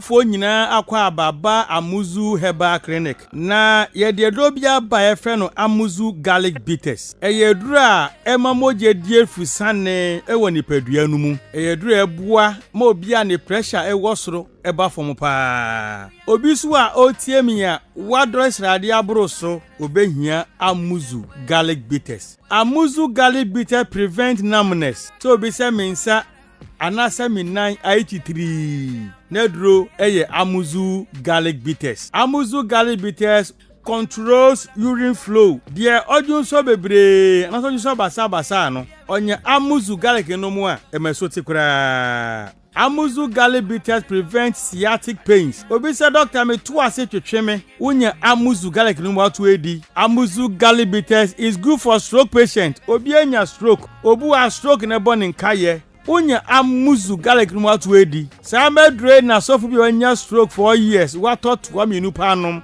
ai na wetimi asori ananti waka amuzu garlic bitters boost the immune system and fight infections se utie me na se uyo chremewu yare biya ba bekrawa kopa amuzu garlic no mu en ne mo ho ye dene na kutie nyarewa amuzu garlic bitters prevent body weakness obu ha ahomre woni so amuzu garlic bitter dilate the arteries ebiabia intinimu mamoja ediefusani yie pa amuzu garlic bitters support the pancreas amuzu garlic no pancreas ho ya de ne modidi a ekotwetwe sugar na glucose na mu no me so te mass sugar eba normal amuzu garlic bitters improves vision obu oho a ne pressure was with man de hunu wo form onya amuzu garlic no mo bua ma friends woni na ai wisi no we hu ade yie pa amuzu garlic bitters prevent palpitation nipa bia home ban sese home no e wosu bebre sa kope amuzu garlic nenom amuzu garlic bitters prevent insomnia obu ha obre pansa wada ye fradi bi zinc any sulfur e ye rich amuzu garlic mu ye ko gu mu a na mabody ne home na home bo se nche na wada enti de na hu edi ma no kope amuzu garlic bitters nenom amuzu garlic bitters rich in allicin and selenium, which helps improve blood circulation on the male sex organ. Inti bema osi oda humachi antini bema nkano. Kopa amuzu garlic no mwe. Ne moja ni die fusane enko bema no hunadechia watini nka. Amuzu garlic bitters is rich in agioni. Ena musa agioni ninti ebo ema awodi akwa no ho ban ema sebuo ema kosu atuo nyina no emoni nyina kosu kama enti oba obuni se a embe yie oba hia amuzu garlic bitters oba on person na wo eti konsu hia amuzu garlic bitters uko drugstore pharmacy anase herbal shop biara obenye bi ato upedro semise bi nso a no afra mi nama eye 0247 776743 0247 77 67 43 Amuzu Herbal Clinic Mauji Hiochalo. Okay. Yes, Heba ne aba mamu nyina akwa ba bienu mama kala few minutes. Na kala ene de senka enye yi wona. Ene sa mamu de je ama. Ano. Upa. Ode. O se ne o kasa me me sesu ma no me kasa o sai se. Me time na obi am si ene me ye be kum chesi match no ama na e basa nti no time na ba ya. It mean kan na kotoko de no hu. Na kotoko so de ye fresh nti e we ya o ka hwe nyi. Na British man so anti no. O ye hwe. I have some I've made some observations about Coach Zito's communication. The way he talks before and after matches, I think lawyer should check it and have a meeting with him. And also he should work on branding. All right, Chemolise and assign the way. Okay, Chemolise. Yeah. Okay. On the side the way, assign Ababium. I don't know whether they have a problem with it. We have to do. Okay. Okay. Yo. Ano? Big Joe. Yeah. Big Joe Adaroma. Emperimfo we ena boa made me copy Nigeria. Okay. Memphis Damaon. Na am from Emperimfo say am for na chene to aso. Ebia na Morocco no so no. Aha, someone go by road there. I'm do through plane. Me call by road mum. Na ko mo so mo di me through play bet. Enya amano. Okay. All right. Me do mo asipa lezwa. Okay o ya. Alezwa. Okay. Keu. I'm done asipa na squatting. Omo di abrochefo na to aso. Frank Osekwame wo no way. Done ase Richard Ajimai Ajingo. Once was Switzerland. Me done asipa Amas. Yeah, big K. Once was no way in Switzerland for the far from sir. Oh, sir, na obunim say baba. Na enipa 8 ena mnyawo eno munya do fa obia bra me 500 Ghana 500 obia be we de minim say o mewu say me fa fam ti no next time minim say o mo ba okay o be memu ayedu enti me do mo source nyagopon mo no munya bi mra da bia ya Mr. Moako BK o USC offer Moako enso boami DJ Richman Germany Jamfa Idrisu James Owusu na ne enwanwa kra ne NS Mackenzie Mackenzie were hasini pa. And so oka say meboa no ama tripi wako. Wo nyina am de omo ase. But omo de Morocco de no mumiem. Omo miem omo adaroma. Miam Nick Panso Bogalo twist. Also there. So boga kra ho betima. Boga de me ko ba bia Jefako. Tiboga Edwasi. Na me na me ka say bus na free o. Dabi. Yeti. Okay. From Accra to Lagos. 2000. Okay. And now they had the so now they chop money now. Return also count. They had to. Oh, David. Yes. Na say 2 year in and out. Two no year in and out. Okay. They are no nyeska. Okay. Unya pa. Some 4,000. Baby on that. Hotel. 05515999933 0551444 0551444 Fred na also for Jane Chebra. Oh, Asebi Abusa lawyer so a o ha betuma yiwa no. Hello, good afternoon. Awadwena. Black man. Obo be medin nyamenya okese. Hey, what is say? Ja, kuwasi bro no wati nyame ne da no. Akwa we onye. Mame kamatem. Mintiu. Mame mo ano ene mempanifo na baso. Na memmo kro bia kumasi asante kotoko metema baso. Wo hwe nkode e koku no Nigeria. Na kyerɛ sɛ fata. Ne be kyerɛ support sɛ. Wall koma dia che sɛ kotoko tu yegyina na so. Kotia den nyame ya doma.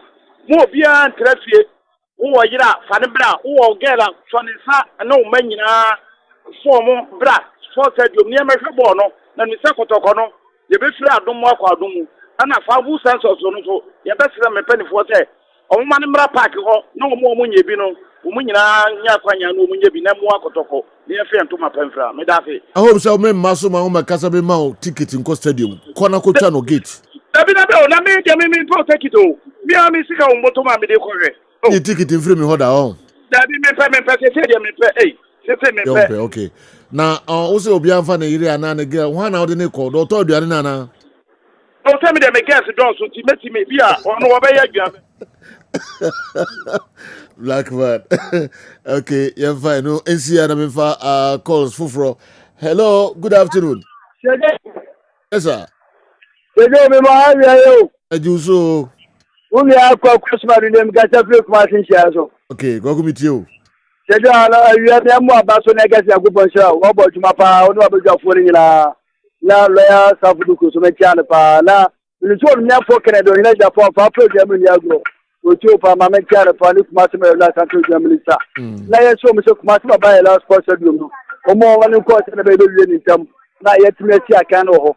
Na ye moko do ko boys na ne mpanyifo ni na abaso lawyer subduku we ma pa we di at the communication na for boys ma parliament say nyampa Sunday baba ya la so we ma so la bro so kura se na be mpanyifo be nyeska no ma tim da to no ma nyeska ko yi me da se ju baba so ye da se pa bye meet me afaka krade account kala na me ka so nkasa wana also ma me fa call sun kakra me samba ho. Hello, good afternoon. Hello. Yes, sir. Good afternoon, sir. Good afternoon. The protocol, your bomb point, I'm going to work for it to be you. As I do, the protocol, the Kudipo. Papa, you take protocol, you take comment. A couple of minutes, 10 minutes, and I'm sorry. Don't be a self for 40. Pressure. Me buy I am community for 3 against your phenomenon. Oh, hey, the really community. They say me take comment to 20 me. Just me pressure. Me pressure for kotoko. Me bia kotoko. Na me ya say me kumase think we me to kotoko match dey dia. Kotoko ti gam dey be take kumase. Na me share kotoko match. E me ya papa. But the bon fire. Ya me be na players we come to home mai. Na me bo say dey comment to me take me twa kwa do. Be time this kwa na me pie. E kotoko. The bon fire na wa ki dey come bia so. Pressure mo ha ne ko yomu fi. Yeah, that's pa. La dey ba kunu no. You be we a member 1 minute na be what address is issue na. Man for be brain no ma I am shishu. So be bana team be more pressure. Na kotoko ntimi win no. A mani papi brain to be ma stadium. Minim say also win for na e blue Kotoko. Don't say we share be a team free ban say. The home see bono. Hope Abba. Okay. When me say goals, I don't pay more goals na Baba Joe. On say those days, so crucial matches in Anka Kotoko be kono. You Baba chance Kotoko anye. In recent years. See the new match. See animal we Joe which is a dien. So Kotoko could break it in so breakum. Na me share some obodu. Obo match fair where you did this referee challenge after second half where you ding. Because referee go dimomo. That is Kotoko. Me dey me who say be before from me who say Kotoko the revival be back. Okay. Ghana football. Okay. Good afternoon. Good afternoon, Joe. Yes, sir. Bajo Whiny. Bajo, Freddie Gino, Mikasebi, Tabora, Accra. Tabora, Accra, okay. Me follow the program, Libya, Michina, Andy. I said, you Andy, there, Missilino. Oh, so that's a part. Missilini, pop. Pasela Mukase. Kotokopoya, no monkey from place, and most of them can say, for no monkey Andy, my. Okay. We fill in the currency and missing pen number. And that's it. 11C at the message Tintin Abasi. Futu no de mamo. Na I'm say Kumasi Asante fans want good football. Result and consistency. Work of Morocco is beatable. They have never beaten Kumasi Asante Kotoko in Ghana. In the days of George Arthur and Prince Polly, we beat them. In the days of Ember Power, we beat them. We shall beat them here again. Kumasi Asante Kotoko is more than just 11 players on the pitch. People should watch out. People must remember that this is the first time Otumfuo has taken full charge of the team. Zito is very serious. People should not take him for granted. He has the maximum support and input of all the members of the dreaded 82-83 squads from around the globe.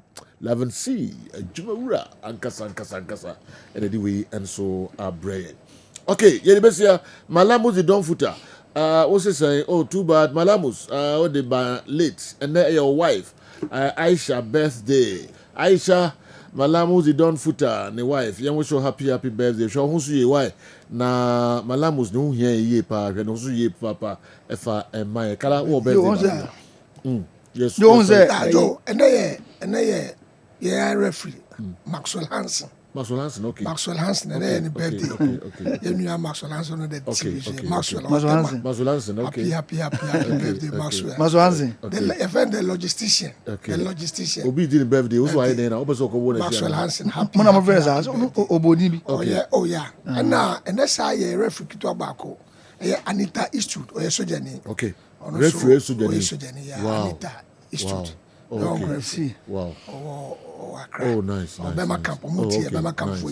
Anita, happy birthday. Wow. Yo, Kotoko for you know, be answering. Young Kwane Club, locally, and as even international, will be near Bishia. Preparation more, and especially local league in do, Yana, Omoan Casabe catcher, say, Obishia Kotokwa, only preparation beyond Oman wedding. Indeed, Kotoko and Maya some, hey, Mama. Okay. In the years of Kotoko supporters, I am sorry. Near home, ya home, you know, Emunya thing. Now, players on Pessi keep on do Eska, and then the appendix there. Players, sorry, and be caught now, Joe. You know, can you now boom, play one in the time of no coy. And don't we always play 15 more and say, yes, woman, one time was not renew.